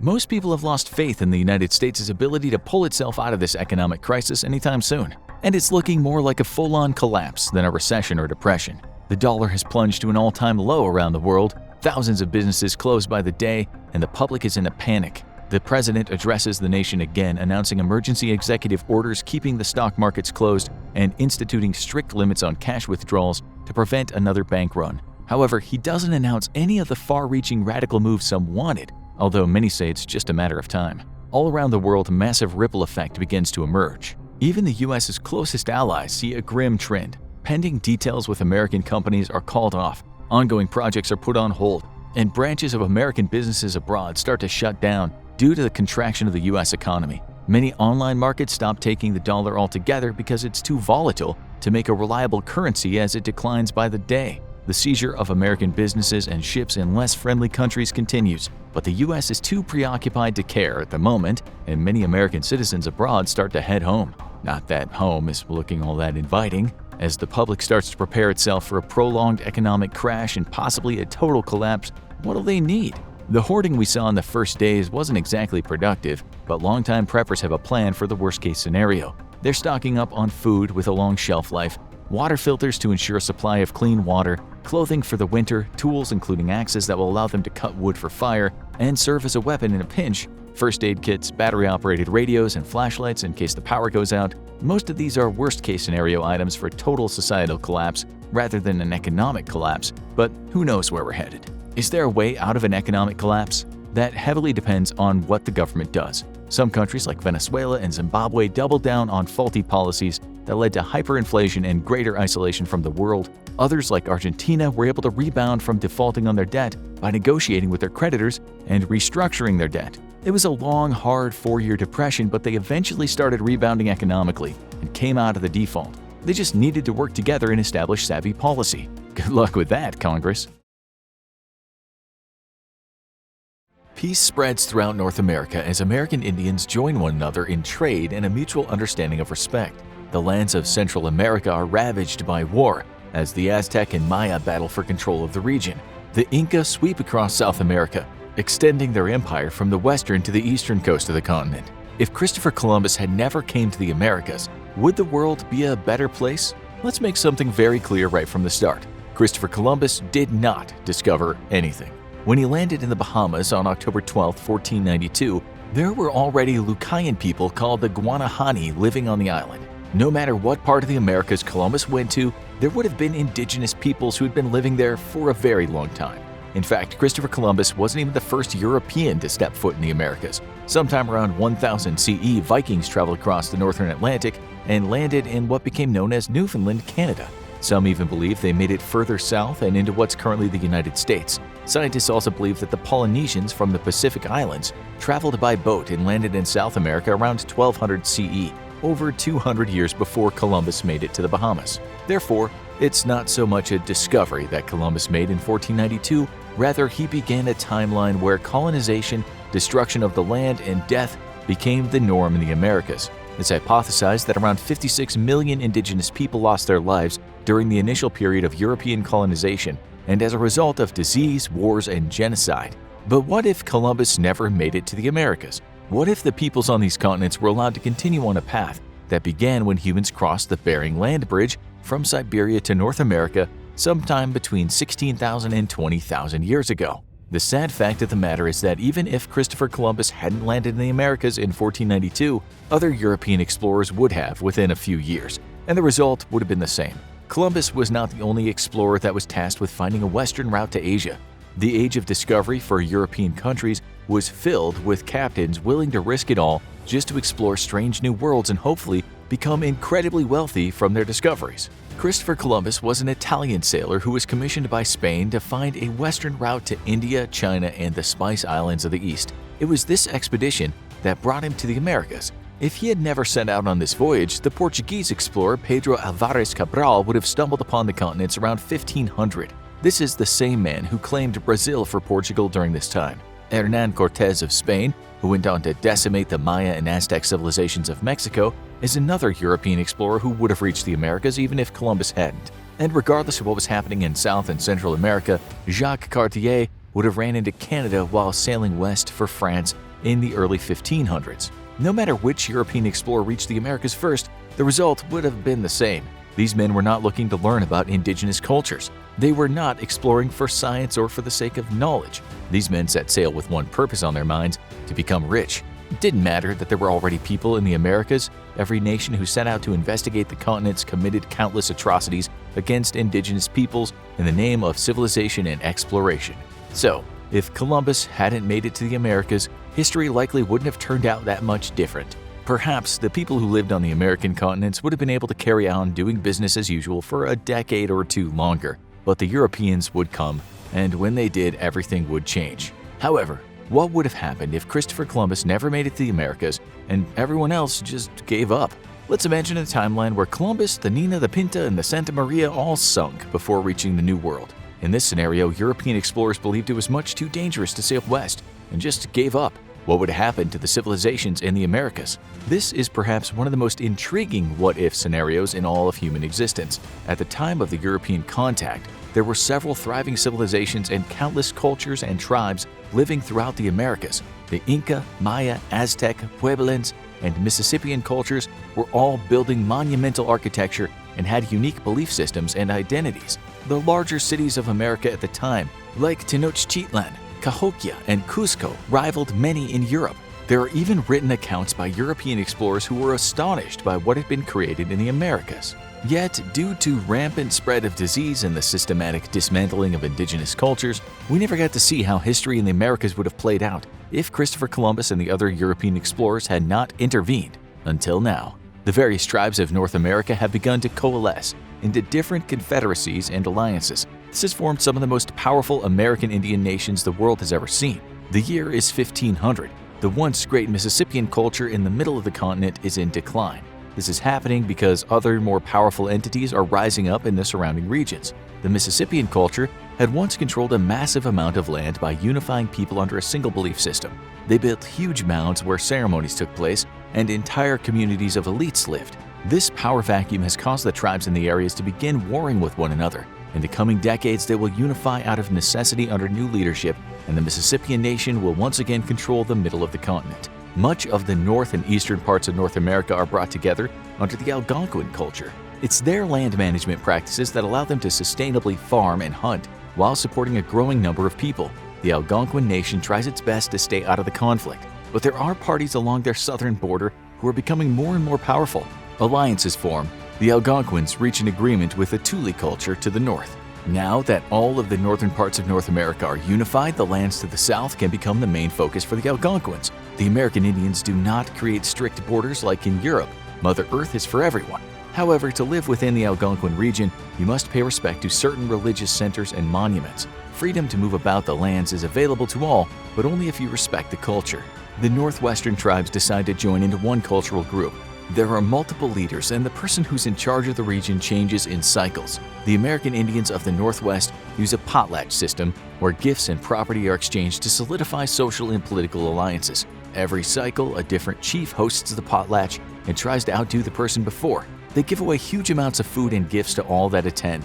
If everyone's satisfied, the chief who put on the potlatch is put in charge of the entire Northwestern Territory. The system works well and is built on reciprocity and respect of the different peoples living within the Northwestern Territory. However, the tribes to the south and what would have become California decide to hold tightly to their independence and maintain their own cultural identity in a unique way. The Californian tribes make it very clear that they want to remain autonomous. Although this region contains a large population, no single chief can bring all of the different tribes together. This has led to conflict in the area. The problem with remaining independent is that if their neighbors to the east or north decide to invade, no cohesive defensive force could be put together.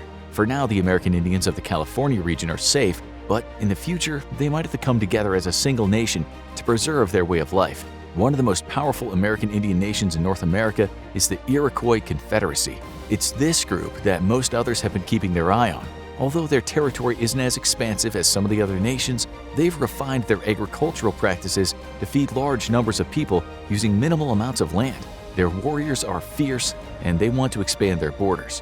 The Iroquois Confederacy launches campaigns into the Mississippian region and moves to conquer the unaffiliated tribes to the south. With the Mississippian culture recovering from its initial decline and no unifying power to stop them from moving south, the Iroquois Confederacy sweeps through the region and triples their territory seemingly overnight. The peoples brought into the Confederacy can maintain their own culture and identity, but if the Iroquois call on them for aid, there's no choice but to obey. As time goes on, these American Indian nations consolidate power and create more defined borders. Eventually, an understanding develops between all the cultures. North America becomes a place of peace and solitude. Each nation has its own identity, but free movement across borders and free access to the resources of the land unifies them all. The land is used sustainably and everyone respects Mother Earth as if she were more important than them all. The events that unfold in Central America are vastly different from the neighbors to the north. The Maya had been in decline for centuries, but it seems as if they're starting to gain back some of their former power and prestige. Chichen Itza had fallen as the capital, but a new Mayan power has risen within the Yucatan Peninsula. This new group of Mayans reestablishes Chichen Itza as the capital of the empire.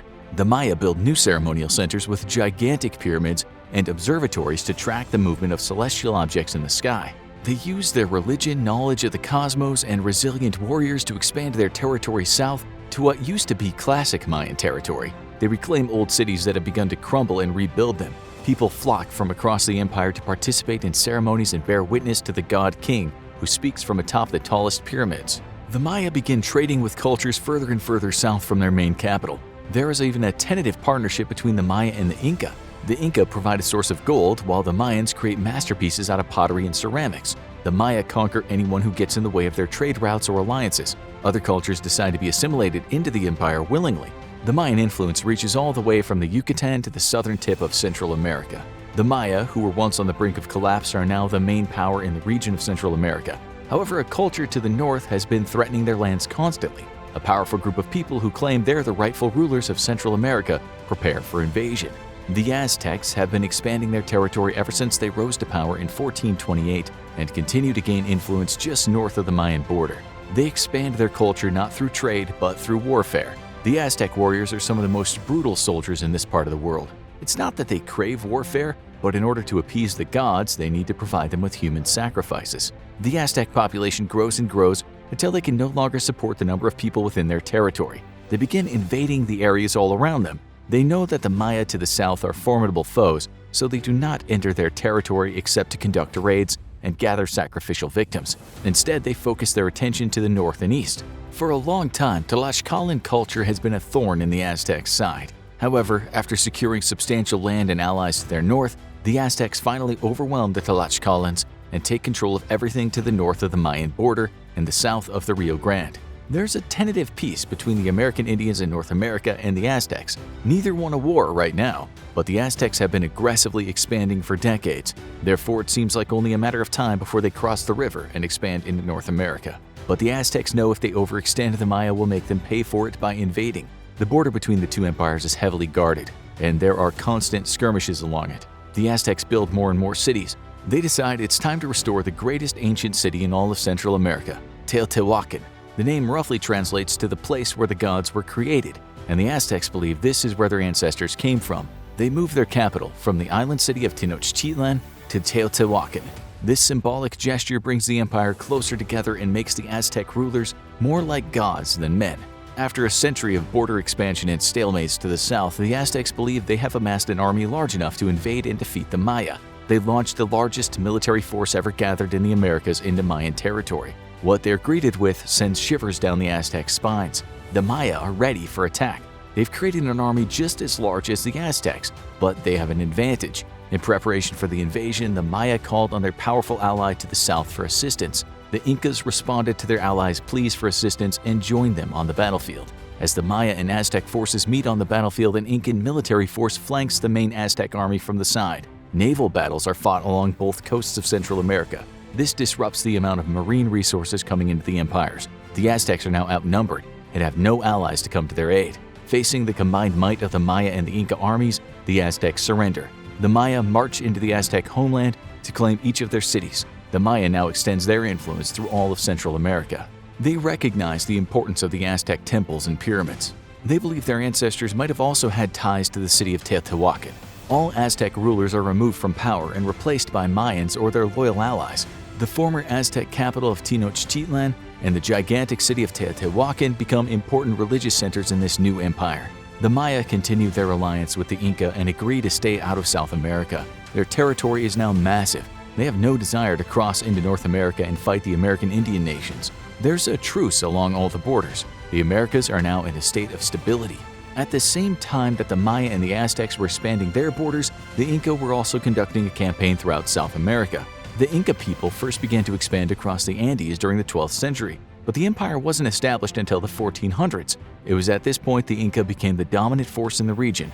As the world enters the 1500s, the Inca are unstoppable. They have roads and a system of runners who can traverse the seemingly impenetrable landscape of the Andes Mountains with ease. It's their willingness to build infrastructure and outposts in the most remote areas that allows them to control such a large amount of territory. But as the kings become more powerful, they want to incorporate more territory and citizens into their empire. The Inca build magnificent cities in the high-altitude areas of the Andes, like Machu Picchu. The capital of the empire is built in Cusco, where the emperor oversees his vast empire. Lake Titicaca, a sacred freshwater source for the Incans, is made an important pilgrimage site. People from around the empire come to visit it, which solidifies a greater sense of unity. The Inca domesticate llamas and alpaca to help move goods and resources around the empire. They continue to use their quipu system to record data. This is not a written form of recording information, rather information is recorded with knots on strings. The Inca spread further north and south to control the entire western coast of South America. Now, all that's left is to tame the jungles of the Amazon and harvest vital medicinal and economic resources so the empire can continue to grow. As they explore more of the jungle, new plants and animals are discovered. The Inca's wealth of knowledge about the natural world and how it can benefit humanity grows. They develop cures for countless illnesses, which they share with the rest of the cultures in the Americas. Whenever they need a new remedy, the rainforest provides. Then, it happens. The Inca move through Patagonia and the tip of South America and work their way up the east coast. In the north, Incan explorers break through the perimeter of the Amazon rainforest and find themselves on the eastern part of the continent. There are indigenous peoples here, but no civilizations that can match the might of the Inca. They quickly encompass the rest of South America into their empire. The Inca now have access to 2 oceans and an endless supply of plants and animals from the rainforest, and are trading partners with the Maya to the north. They are content. The people who have been incorporated into the empire maintain their identities while also adopting the ideas and beliefs of the Incas. The Americas are split into 3 distinct regions. North America is an alliance of different American Indian confederacies. Central America is unified under the Maya, which have maintained peace by acknowledging that the belief systems in the region are all unique but grounded in the same history. Using these connections between different cultures as a middle ground, the people within the Mayan Empire now live and work together peacefully. In South America, the Incas control the entire continent and its vast resources. Trade networks are set up between North and South America using Central America as a bridge between the two. Goods flow freely as every region is diverse and has something to offer. The coastal provinces are used to gather plenty of fish and marine resources to help support the growing populations. Since the distribution of wealth and power is relatively even, there is plenty of land and resources to go around. Perhaps this is an extremely optimistic view of a future in the Americas without Christopher Columbus. But one thing's for sure, if Columbus and the European explorers had never reached the shores of America, there would have been a lot less death due to the spread of disease and attempted conversion of indigenous peoples to fit the norms of European society. The beautiful art, cities, and cultures that were created by the indigenous peoples of the Americas would have continued to grow and evolve. There would absolutely be wars, and mistakes would have been made as humans are not perfect, but the future of indigenous American cultures would be vastly different than what they are today. Then again, perhaps one of the more powerful empires would try to take over all the Americas. This could have led to an all-out war, resulting in the deaths of millions and the destruction of ancient cities and cultures. And this leads to an interesting thought, however. What if the peoples of the Americas were able to progress and innovate on their own? What might have happened if a unified group of explorers from the Americas were to discover Europe? A fleet of wooden ships travels east across the Atlantic Ocean. They're made from sequoias and the redwoods of western North America. The sails are woven from brilliantly colored cloths from textile experts in Central America, and the expedition is led by the most brilliant seafarers of South America. The quest to see what lies across the great ocean is strictly for scientific and research purposes. The peoples of America have everything they need, but their desire for knowledge and what the rest of the world is like drives them to explore. The fleet is made up of hundreds of ships, each containing hundreds of sailors, explorers, and scientists. One of the lookout sights land on the horizon. It's the coast of Portugal. The signal is given. The ships adjust their course and head toward this undiscovered part of the world. As they get closer, they're greeted by European sailors. They're in decent-sized ships, but nothing that can match the sophistication and number of the American vessels. The legions of American explorers disembark in Lisbon and meet with the governor of the city. Word has spread throughout Europe that people from across the Atlantic have come to Portugal. They bring with them unimaginable riches, exotic foods, and knowledge that will launch Europe into a new era. And what do these Americans want in return? Nothing. They're there to learn and improve the quality of life for their friends and family back home. The expedition gathers more and more information.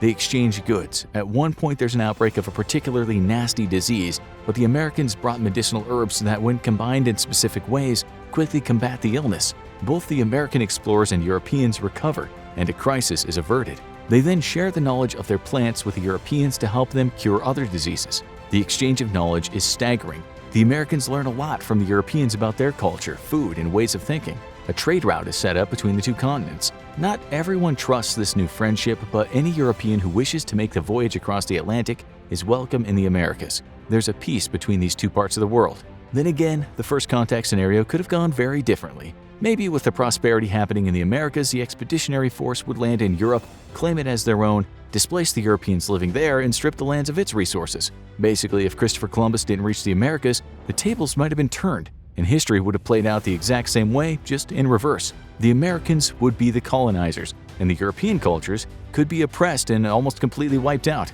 What would have happened if Columbus hadn't discovered America? We'll never know, but since we're telling the story, we'll give it a happy ending.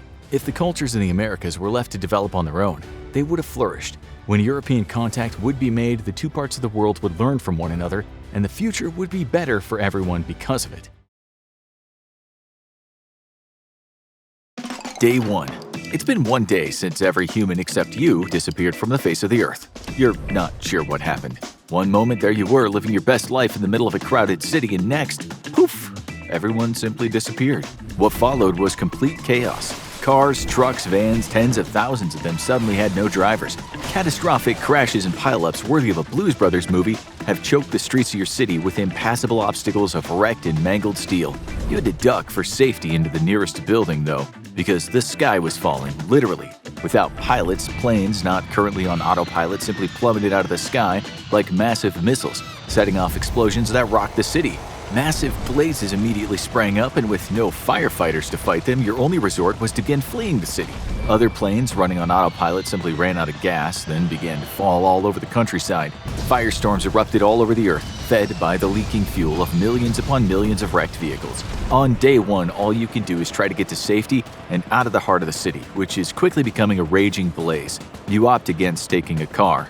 The streets are simply too choked with stalled, abandoned, and wrecked vehicles, so instead you hop onto a bicycle and pedal for your life. The fires grow to massive proportions, feeding off the many combustible materials that make up modern city life. By the time you got to safety, dusk was already falling, and the city behind you glowed bright orange from the flames.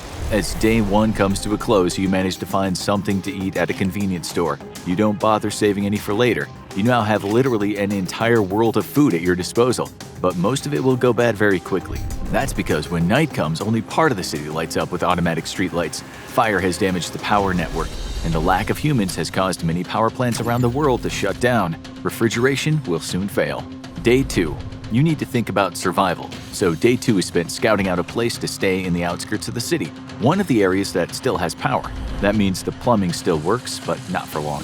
Without human supervision, nuclear plants begin to automatically shut themselves down to avoid meltdowns. Coal, oil, natural gas plants, they're all shutting down as they run out of fuel. Your city manages to hold out for half the day before it too loses power. But there's other municipalities powered by renewable energy, and those will last a little bit longer. So you pack up your stuff and siphon gas to make the necessary trip.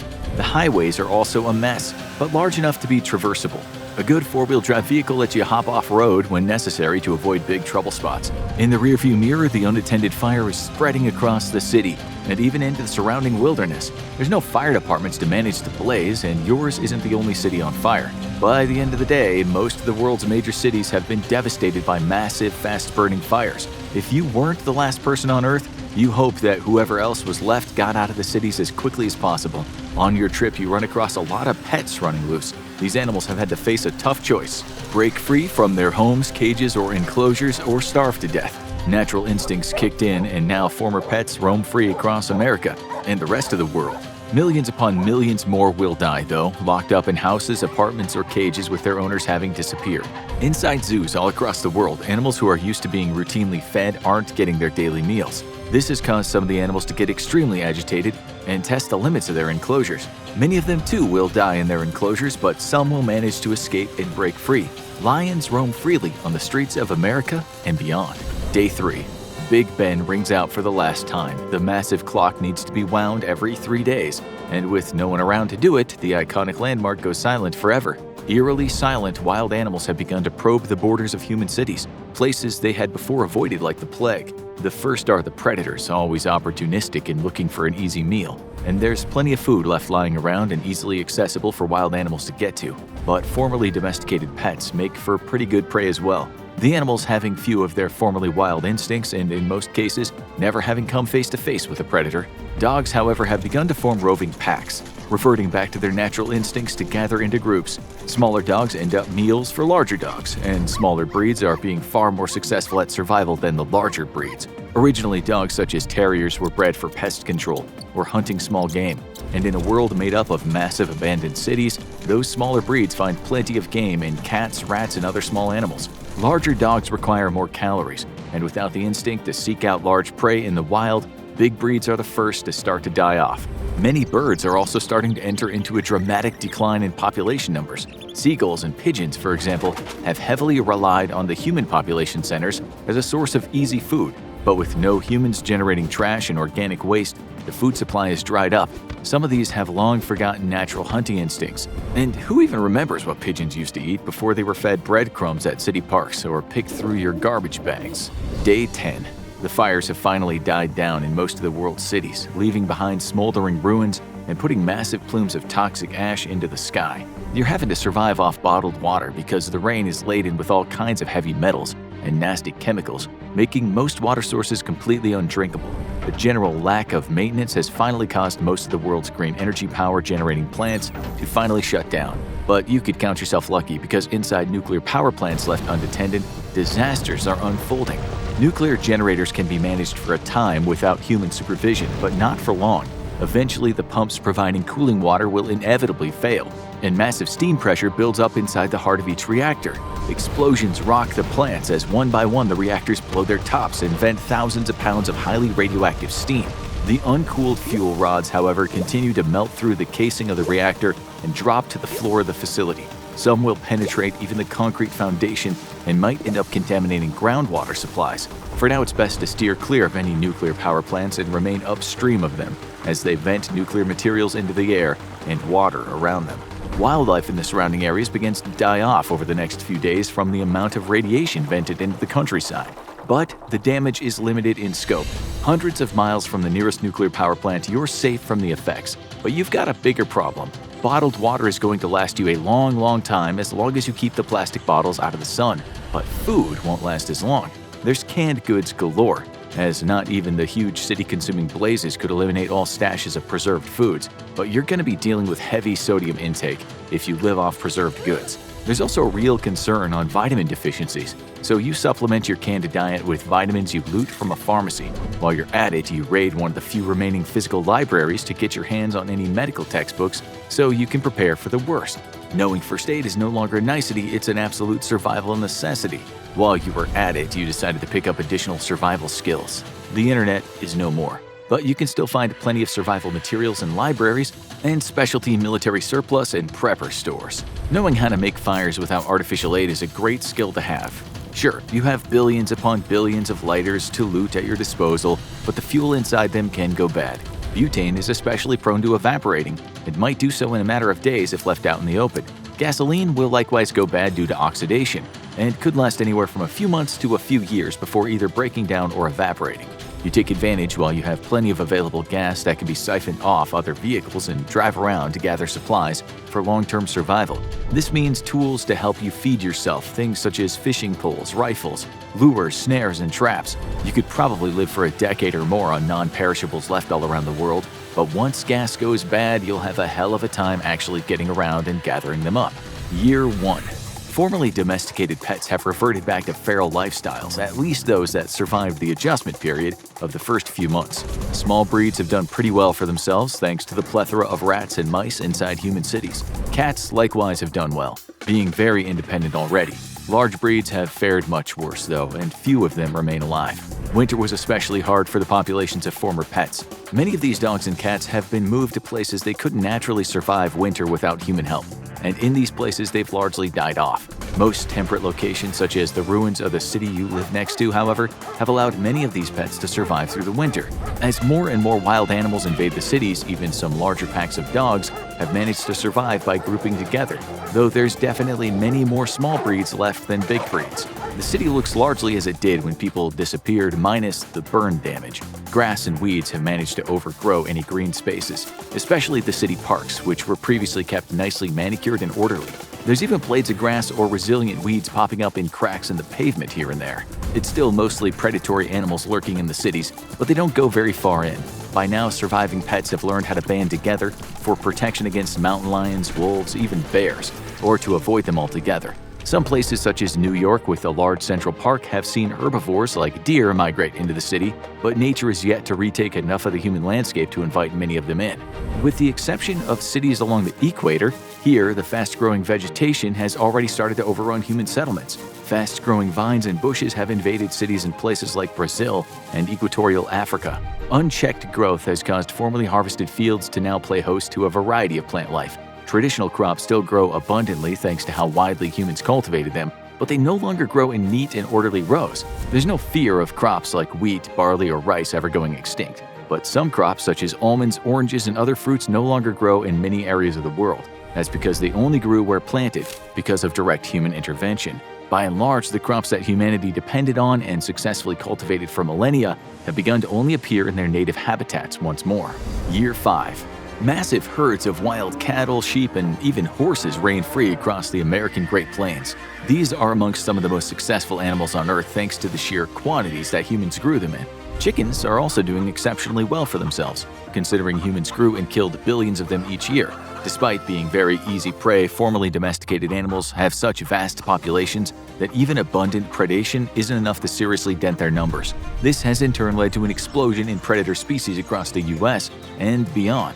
Populations of coyotes, cougars, bears, and wolves have all bounced back to pre-human settlement levels. In Europe, where wolves have been extinct in most places for hundreds of years, massive packs now wander through human cities grown over in thick vegetation.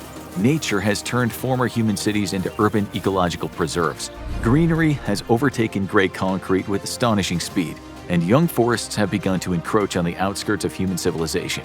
With new trees come all the wild animals that make their home there, adding to the speed with which animal life is taking over former human cities. You can't rely on canned goods and other non-perishables anymore, as you no longer have access to gasoline with which to drive vehicles around and gather food. Instead, you've learned to hunt and fish for your survival, along with plenty of wild gathering like your ancestors used to do. Year 10. Moss, flowers, grass, and small trees have wormed their way into the very heart of human civilization, consuming the slowly crumbling ruins. This is good for you because you can make easy shelter inside the ruins of the city. And with greenery returning to the cities, animals follow, which means food. You managed to set up a small farm of sorts for yourself right in the heart of the city, rounding up chickens, which have spread from farms to temperate areas across the country. You build a coop and have a constant supply of eggs. Cattle might have become wild again, but are still largely complacent after millennia of domestication, and it was easy to round them up and even breed them. You don't bother to pen them in, and instead let them wander around on their own. Those you butcher for food are a culinary snob's wet dream. Real farm-to-table, pure organic, and free-range beef. Dogs still remember how to be man's best friend, but even more importantly, they know that humans equal easy food. Thus, it was easy for you to re-domesticate a pack of them, which help guard your livestock.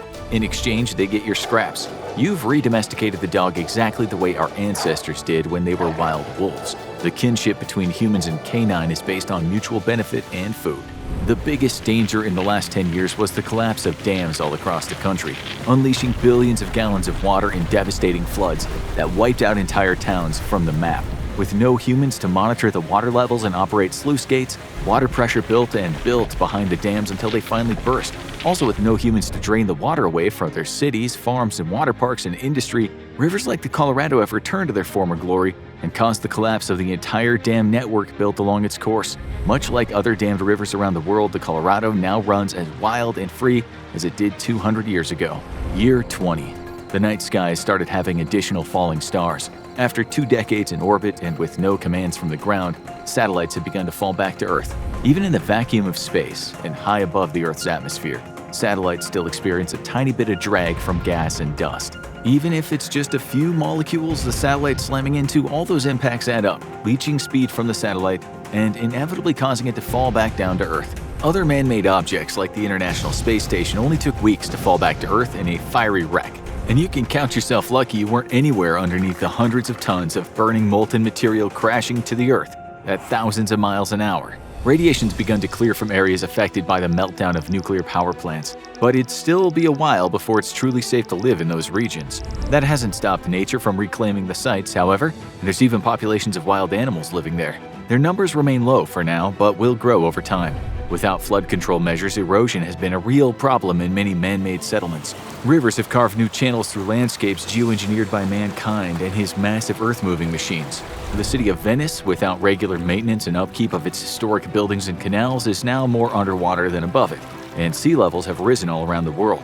Despite there being no more human activity to drive climate change, lingering emissions from billions of cars, factories, ships, trains, and other polluters are still in huge quantities in the atmosphere. These will break down over time, but for now, the temperature's increased by half a degree Fahrenheit, or 0.3 of a degree Celsius. Polar and Antarctic ice continues to melt, albeit at a greatly reduced rate, and sea levels have risen several inches. Coastal cities like Miami have largely been swamped by increased sea levels and storms. And all around the world, massive man-made container ships have long been sunk. Now they make for artificial reefs, which are home to rebounding fish populations. Year 40. Age is catching up with you. In the civilized world, entering your 60s, you would not be a big deal, but in this new world without modern medicine or modern convenience, you've been lucky to make it this far. Most people would have died of injury, disease, or simply malnutrition in their 40s, but you have some of the benefits of civilization to keep you hale and healthy. Having firearms and plenty of ammunition, which lasts for decades if not longer, helps keep you well fed. If you had to hunt the old way with spear and bow and arrow, you probably wouldn't be as well fed as you are now. Still, it's becoming very difficult for you to keep surviving in this world turned wild.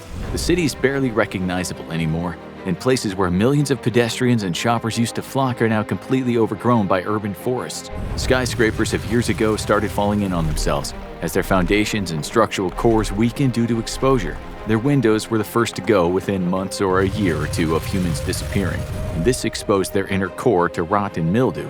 After a few decades, even the mightiest skyscrapers started falling. Now they loom like artificial mountains that resemble broken, jagged teeth. Global warming has been at last halted, and the Earth has topped out at just over half a degree Celsius or 1.1 degrees Fahrenheit. Polar ice loss has likewise been halted, and the seas have stopped rising. Over the next century, the polar ice will return as the Earth readjusts to a pre-industrial age environment. Fish populations all around the world, formerly on the very edge of complete collapse, have recovered as well. The ocean is truly and well wild, and now teems with life as it once did. Populations of tuna, once fished to scarcity, have returned in force, as have the vast quantities of other formerly overfished species. Coral reefs have also mounted a great comeback, despite the ongoing effects of coral bleaching, and the wrecks of tens of thousands of human ships have helped endangered corals find small pockets of shelter on which to anchor themselves and bloom. Forests are once more reclaiming the American East Coast, and London is slowly but surely reverting back into a swamp. It'll still take a century or more for nature to completely undo the dramatic environmental engineering that humans have conducted over millennia, but eventually, even the mightiest concrete buildings will crumble and break. You won't be around to see it, but within 1,000 years, forests will have completely recovered from the effects of humanity all around the world. Not long after, only few human ruins will remain identifiable. Plastics, however, which we produced in staggering abundance, will remain for over 25,000 years or even longer, becoming humanity's tombstone and the only sign we once ruled the world. Somehow, that seems fitting. You have no descendants to pass on your experiences or knowledge of a world before humans disappeared, and your only friends are the ever-growing pack of dogs and livestock that have kept you company for decades. Without you, the dogs will revert back to their wild instincts and prey on the livestock. But there's so many of them by now that both populations will thrive and survive. Life is hard without modern conveniences or the help of others, and shortly after your 60th birthday and 40 years being the last human on Earth, you close your eyes for the last time.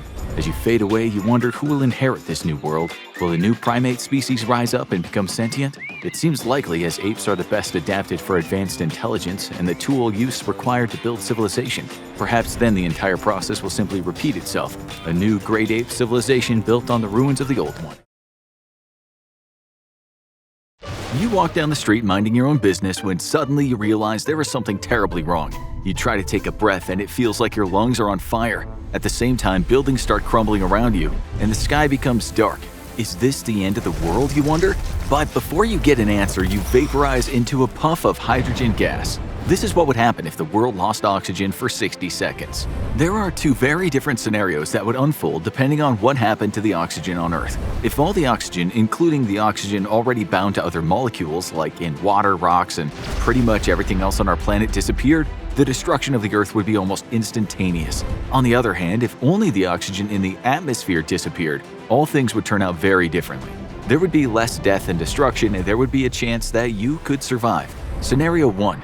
All oxygen in the atmosphere disappears. Some pretty crazy things are about to happen, but the fabric of the Earth and everything on it will not instantly be torn apart. So at least you got that going for you. 1 second after all the oxygen in the atmosphere disappears, you're standing on the surface of the Earth, looking up at the sky, daydreaming of a better world. The moment the oxygen disappears from the atmosphere, you notice that the sky seems to change slightly. It's the gases and small dust particles within our atmosphere that causes the sky to look blue. This is because blue light is composed of smaller, shorter waves that scatter more easily as they pass through our atmosphere. The loss of oxygen in the atmosphere will cause a slight change in this process, as the sun's light now has less gas to travel through. However, even though the sky may be changing before your very eyes, you have bigger problems to focus on at the moment. Your inner ear explodes from the instantaneous change in air pressure from the lack of oxygen. Our atmosphere is made up of around 21% oxygen. If all those molecules suddenly disappear, it'll drastically change the atmospheric pressure pushing on your body. The change in pressure isn't what's dangerous, but how quickly this change happens. Like with scuba diving to deeper depths, your body and inner ear can adjust, but only if the pressure changes gradually over time. If the oxygen in our atmosphere were to disappear all at once, it would be like going from sea level to around 6,500 feet above sea level instantaneously. This change in air pressure causes your eardrum to rupture and capillaries in your body to burst. Blood pours out of your ear as you look around the new oxygenless world in terror. And still, the worst is yet to come. 3 seconds after all oxygen in the atmosphere disappears, you grasp for air in horror as people around you begin to panic. And even though you can still feel the air going into your lungs, it is not satisfying your body's need for oxygen.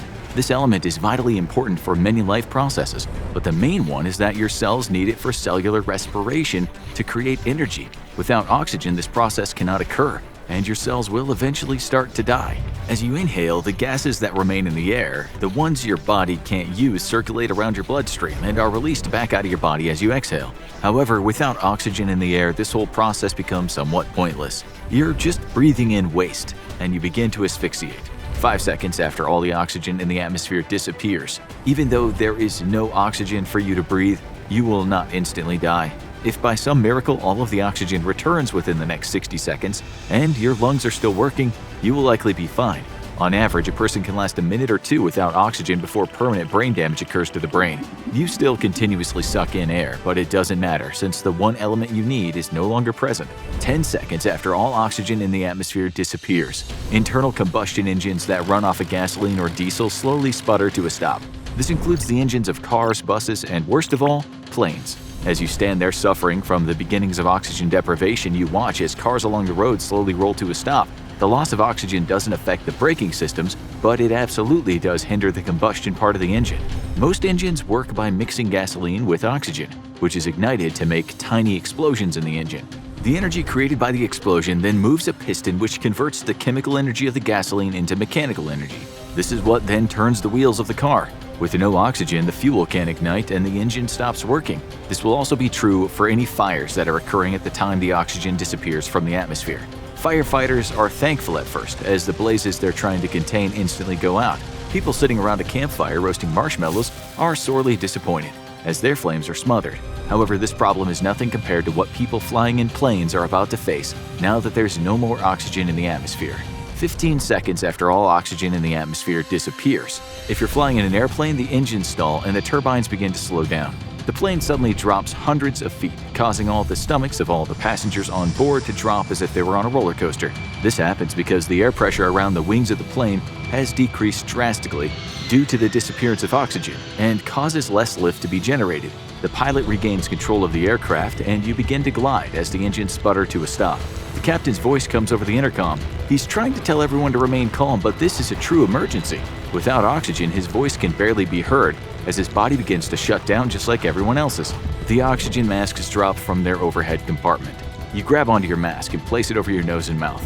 The bag does not fully inflate, which is usually not a problem, as oxygen is still flowing in normal circumstances. However, the oxygen in the tanks has disappeared, and all that's left is nitrogen that's being pumped from the emergency air tanks into the cabin. Unfortunately, you can't survive off nitrogen alone, and since the air you're breathing is basically all nitrogen, it can cause burns, spasms, swelling of tissue in the throat, and death. You begin to panic as you and everyone else realize it's not just the loss of cabin pressure that's caused the masks to fall, but something much, much worse. The plane slowly starts to tilt forward as speed is lost. Your captain tries to keep the nose up, but he's struggling just to stay conscious like the rest of the people on the plane.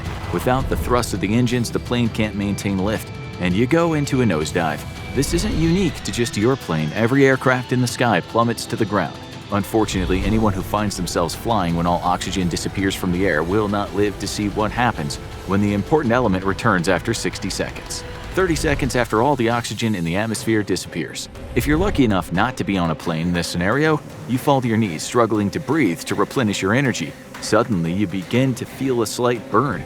The ozone layer of our atmosphere absorbs a lot of UV light and radiation from the sun. This is good, because if we didn't have ozone in our atmosphere, the Earth would be baked by the sun. But it isn't just the temperature that would go up. Harmful radiation would irradiate pretty much everything on the planet. UV rays still hit the Earth, but a lot less reach the surface because of the Earth's ozone layer. The unfortunate thing is that ozone is made of 3 oxygen atoms bonded together. If all the oxygen in the atmosphere suddenly disappeared, there would be no more ozone. As you stand outside, your skin slowly begins to cook. The radiation from the sun causes burns to your skin. The cells in your body begin to die even quicker than they already were just from a lack of oxygen. You crawl along the quickly warming sidewalk and try to reach cover. But since you can't generate energy, your muscles struggle to move. If you do manage to find shelter, the damage has already been done. You can feel heat radiating from your skin. Within your cells, your DNA has been damaged by the harmful UV rays. This might have caused mutations to develop, which could lead to diseases such as cancer in the years to come. The short time without an ozone layer would cause ice and snow to melt rapidly across the Earth, while simultaneously boiling the ocean's water. Global temperatures would begin to increase drastically. 60 seconds after all oxygen in the atmosphere disappears, you start to turn blue as you begin to lose consciousness.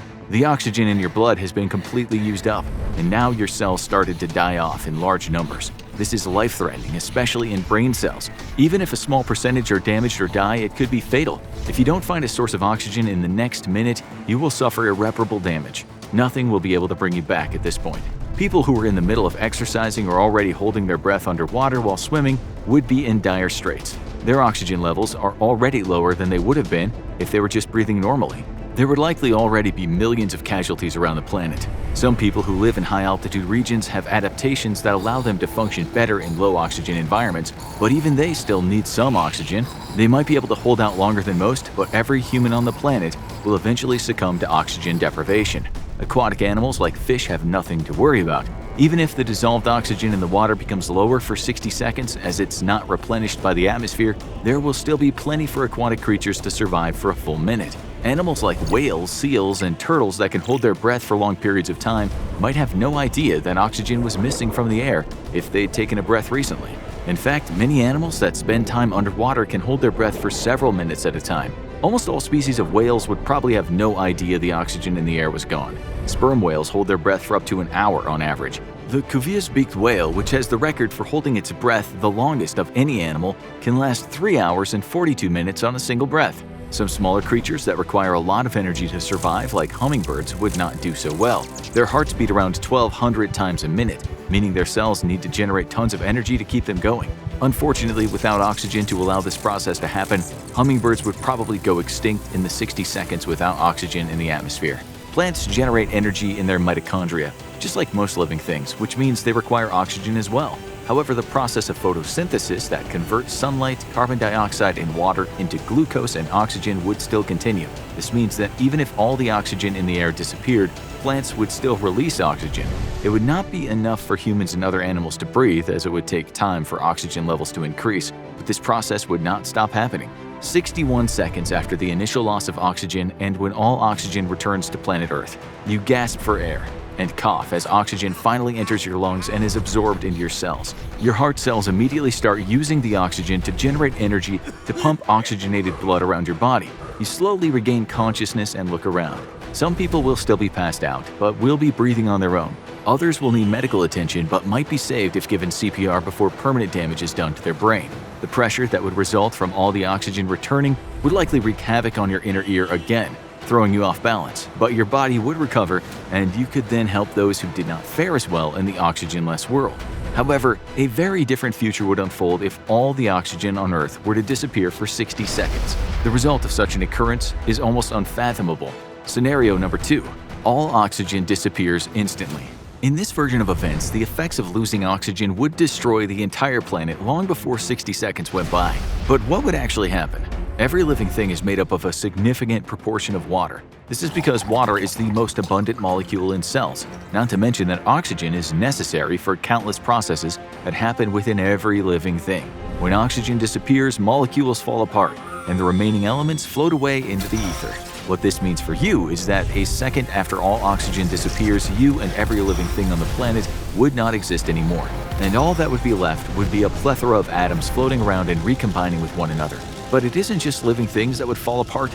Buildings, mountains, and even the planet itself would change into a pile of floating particles in space. 2 seconds after all oxygen disappears, the oceans are no more. The O in H2O stands for oxygen, which means any water on the planet would instantly just become hydrogen and would float away. The Earth does not contain enough mass for the hydrogen to collapse in on itself like in the Sun, so the gas would just expand and spread throughout the cosmos. Where there were once oceans teeming with life, there are now just piles of salt and calcium. There are no more ice caps or glaciers, and rivers are nothing but dried out beds of dirt. Clouds that were in the sky no longer exist as they were made out of condensed water droplets. The life-giving liquid that the entire planet relied on is no more. 3 seconds after all oxygen disappears. Sirens go off in nuclear power plants across the planet as all the water evaporates. There's nothing to cool off the nuclear fuel rods. The chain reactions occurring in the fission reactor begin to ramp up. As this happens, more and more radiation escapes containment. The cores begin meltdown, causing intense heating of the facility and irradiation of everything in the area. Luckily, the particles in the fuel rods are not concentrated enough to cause a nuclear explosion. Regardless, the walls of the nuclear power plants and every other building on the planet are about to come crashing down. Oxygen plays an important role as a binding agent in concrete. This means that when the oxygen disappears from the planet, all buildings with concrete foundations and walls will begin to crumble. After a few seconds, the concrete dust that was once a skyscraper building or a house floats to the ground, creating a giant pile of lime and silica. Even buildings that are supported by metal frames will go through a surprising change. Metals typically require intense heat to weld together, but this is not the case if there's no oxygen on the planet. Metals on Earth are coated in a layer of oxidation that helps keep them from naturally welding to one another. Without this oxidation coat, any metal that touches another metal instantly binds in what's called cold welding. Therefore, as concrete structures collapse into dust, their metal frames would still remain, creating eerie metal skeletons of cities across the globe. Log cabins and structures made of wood collapse, as well over 40% of wood is composed of oxygen. Trees fall apart like the rest of the living things as the oxygen that binds their carbon, nitrogen, and other atoms blink out of existence. And yet, there's even worse news. If you were somehow in a protective bubble and able to remain in one piece during this whole episode, you would watch the Earth literally be ripped apart. Without any oxygen, the planet begins to crumble. Oxygen makes up around 45% of the Earth's crust and mantle, meaning that the entire surface of the planet would dissipate into dust. There might be some binding between the remaining elements, but in the first few seconds of all oxygen disappearing, it would be as if there were no more solid surfaces. Anything that did not automatically vaporize would be floating around in a mixture of silicon, iron, and aluminum with trace amounts of several other elements. 5 seconds after all oxygen disappears, all of the elements and molecules that remain are free-floating in space. Scientists are still not entirely sure what the exact composition of the Earth's core is other than iron and nickel, but it's not unreasonable to assume there is a decent amount of oxygen in there as well. However, new research suggests that there might be less than originally expected. This means that if all the oxygen disappears, the Earth's core might still be intact. If this is the case, all of the dust and molecules left over after the Earth breaks apart will be pulled back toward the dense core of the planet. The elements and particles begin to compress and form a new oxygen-free planet. This new Earth will have a very different mineral composition than the one that had oxygen present. Pyrite and iron sulfide, which do not contain oxygen, would become more and more common. The new planet Earth might even look like a planet made entirely of gold, but upon closer inspection, any alien species that came across it would realize it's just made of fool's gold. From 5 seconds to 1 minute after all oxygen disappears. During this time, nothing really changes. All the molecules that contained oxygen have broken up. There are no longer any living things on the planet, and most of what remains doesn't create a solid mass, but instead is a cloud of floating particles surrounding whatever's left of the Earth's core.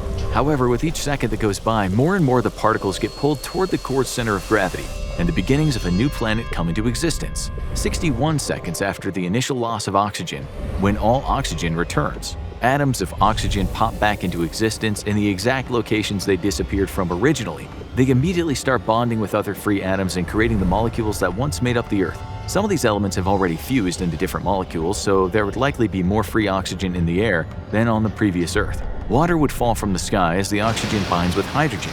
It's probable that this is where most of the oxygen would go, which would result in the entire surface being covered in water. In a matter of 60 seconds, the Earth went from what we see today to completely falling apart, then to a water world. Oxygen is one element that literally keeps our planet together. Life would not immediately come back into existence. However, we're finding that life probably isn't all that uncommon in our universe, and given enough time, life might start again in a few million years. With oxygen back in the mix, everything that was present during the formation of Earth would be available on the planet once again. Whatever the initial catalyst that caused life to develop on Earth the first time around could happen a second time. However, as millions of years went by and evolution took place, the creatures and plants that would inhabit the new Earth would be very different from what we see today. Unfortunately, if all oxygen were to disappear once again, these new life forms would be in just as much trouble as you and everyone else would be if this doomsday scenario ever happened to our planet.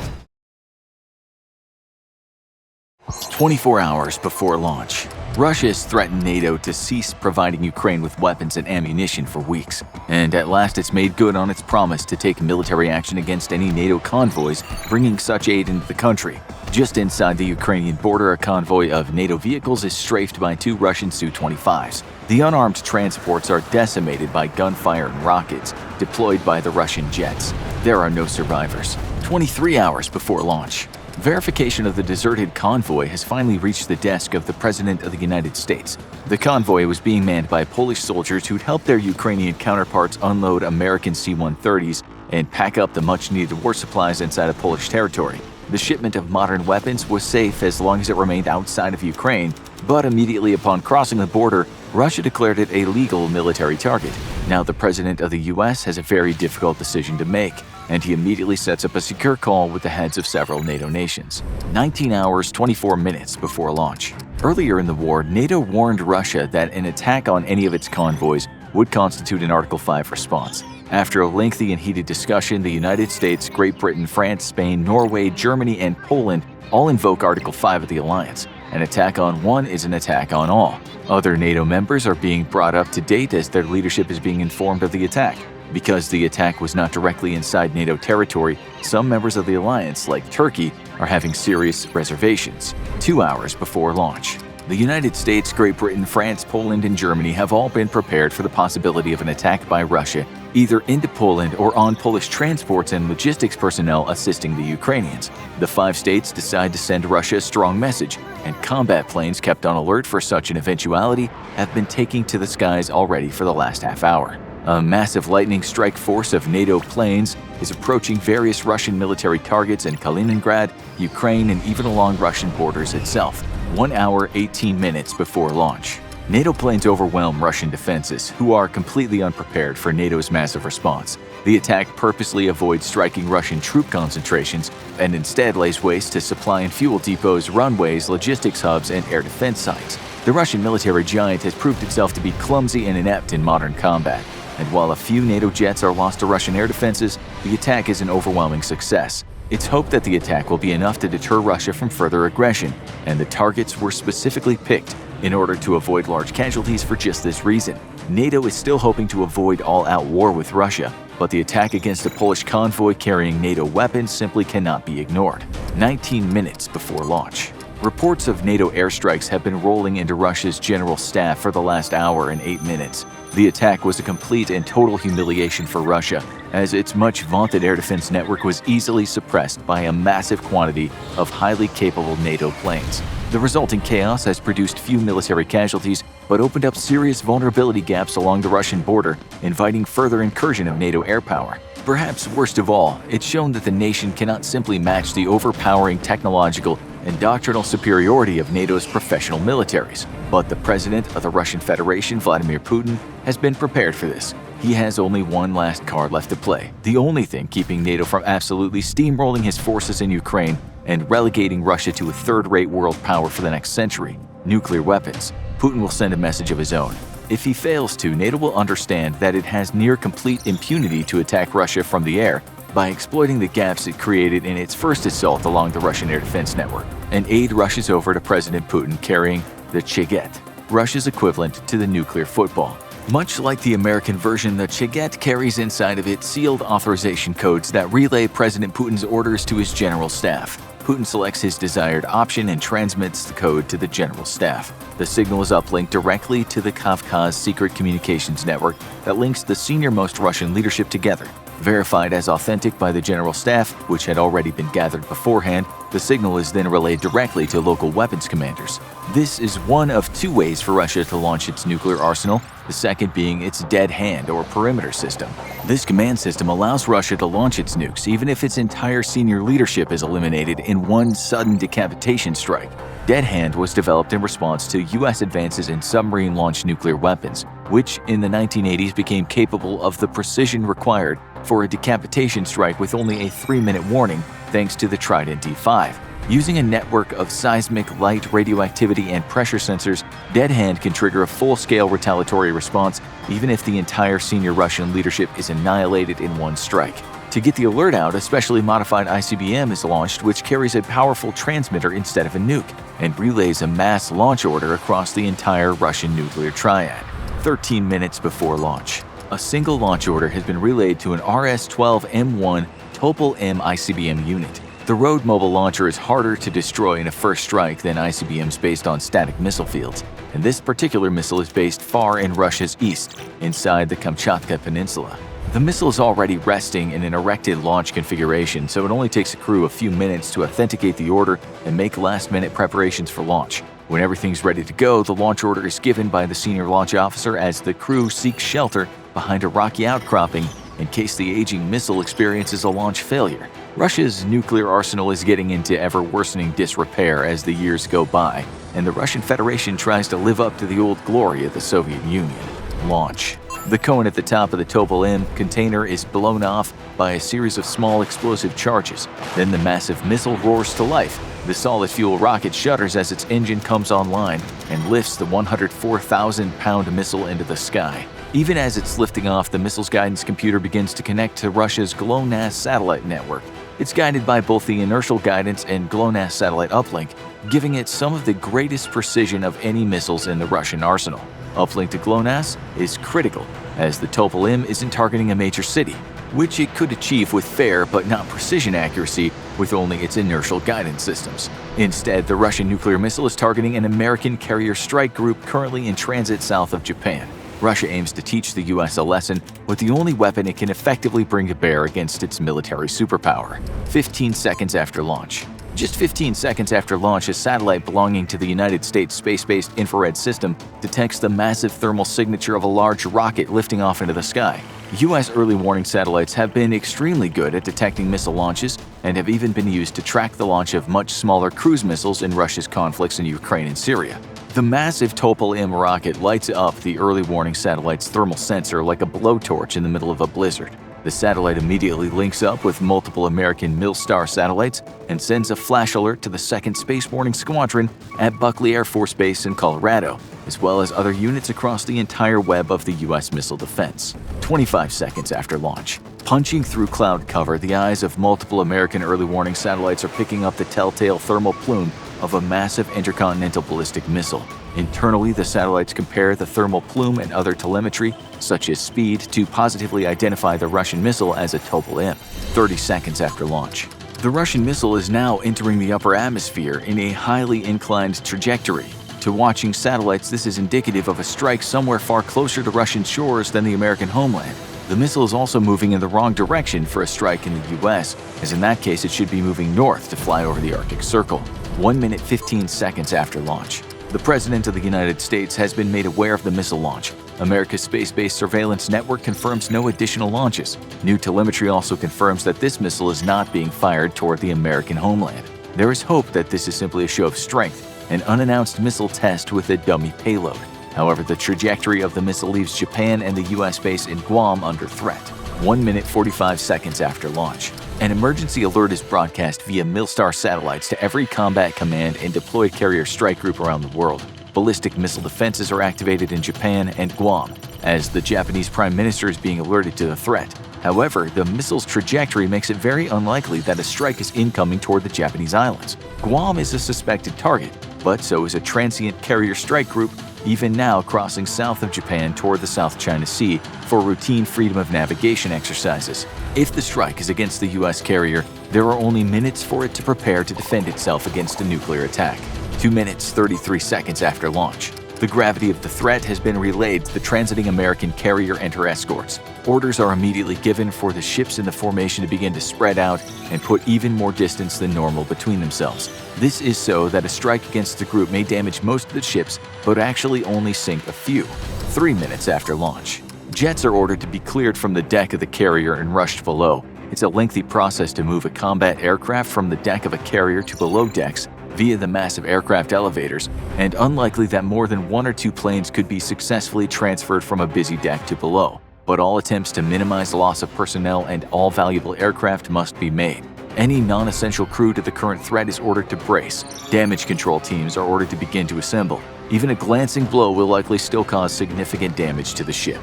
3 minutes 22 seconds after launch.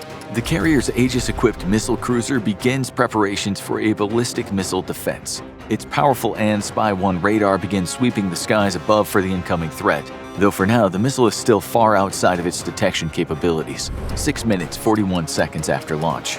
Nearly 7 minutes after launch, the Topol-M missile separates the warhead delivery vehicle from the tree-stage rocket. This now splits open in a cloud of chaff meant to confuse American radar, and 4 warheads are jettisoned. Only one of the warheads is real. The other 3 are cleverly designed decoys meant to lure in interceptors and allow the real warhead to hit its target. The Russian missile has been experiencing some difficulties to date, however. American electronic attacks against the GLONASS system as well as space-based radar satellites have forced the missile to rely largely on inertial guidance as it makes its way to the last known location of the carrier strike group.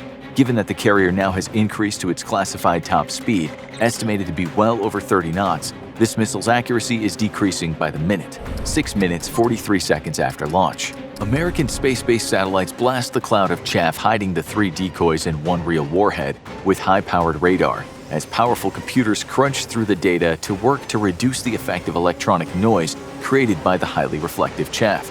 In a few seconds, they have the telltale signature of at least 4 warheads. Using classified sensor technologies, the American satellites attempt to discern the real warhead from the fakes by measuring very subtle variations in the 4 warheads. Luckily, the Aegis missile defense cruiser waiting below has numerous interceptors ready to defend the strike group.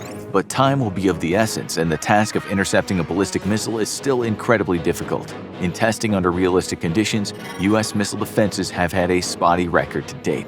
Another spot on that record today will mean the death of thousands and the loss of over $15 billion in military hardware. 8 minutes 33 seconds after launch. The warheads have only a short flight time in space due to the proximity of the launcher versus its target, which is adding to the difficulty in interception. Data is of the greatest importance in successful missile interception, and gathering data takes time which is officially about to run out. The warheads begin their terminal descent down into the atmosphere. The Aegis cruiser's powerful Spy-1 radar lights them up from below. On the ship's deck, multiple SM-6 missiles fire off into the pre-dawn sky. A few seconds later, a second volley of missiles lights up, followed a few seconds later by yet a third. The cruiser is taking 0 chances and maximizing its odds of successful interception with multiple volleys. If they fail, thousands of sailors will die. 9 minutes 55 seconds after launch. The ship's AN/SPG-62 X-band radar illuminates the incoming warheads and helps provide terminal guidance to the SM-6 interceptors. The ability to directly network with both seaborne and space-based sensors allowed the Aegis cruiser to cut through most of the electronic noise caused by the massive cloud of chaff released as a countermeasure. There are still doubts about which warhead is the real target, and thus each warhead is assigned multiple interceptors. This increases the chances of targeting the right warhead, but reduces the chances of successfully intercepting it. The crew holds its breath as the incoming tracks quickly merge with the ship's defenses. 10 minutes 5 seconds after launch. Closing in at a speed of 1,700 meters a second, the first wave of interceptors managed to knock out one of the decoys with a near hit by the SM-6's explosive fragmentation warhead. The warhead suffers severe structural damage from the shrapnel and explosion and tumbles out of control at thousands of miles an hour, destroying itself in the lower atmosphere. 10 minutes 9 seconds after launch, the second volley of SM-6 missiles failed to hit a single target. 10 minutes 13 seconds after launch, the third volley of interceptors knock out a second dummy warhead. 10 minutes 15 seconds after launch, 60 miles below the two incoming warheads, there's no way for the strike group's crews to know if they've knocked out a real warhead or only dummies. Orders have already been given for all to brace for impact, and damage control crews are on standby to immediately pounce on any fires or see to fixing hull breaches and flooding. 10 minutes 20 seconds after launch, a massive fireball explodes 3,000 meters above the sea somewhere south of Japan.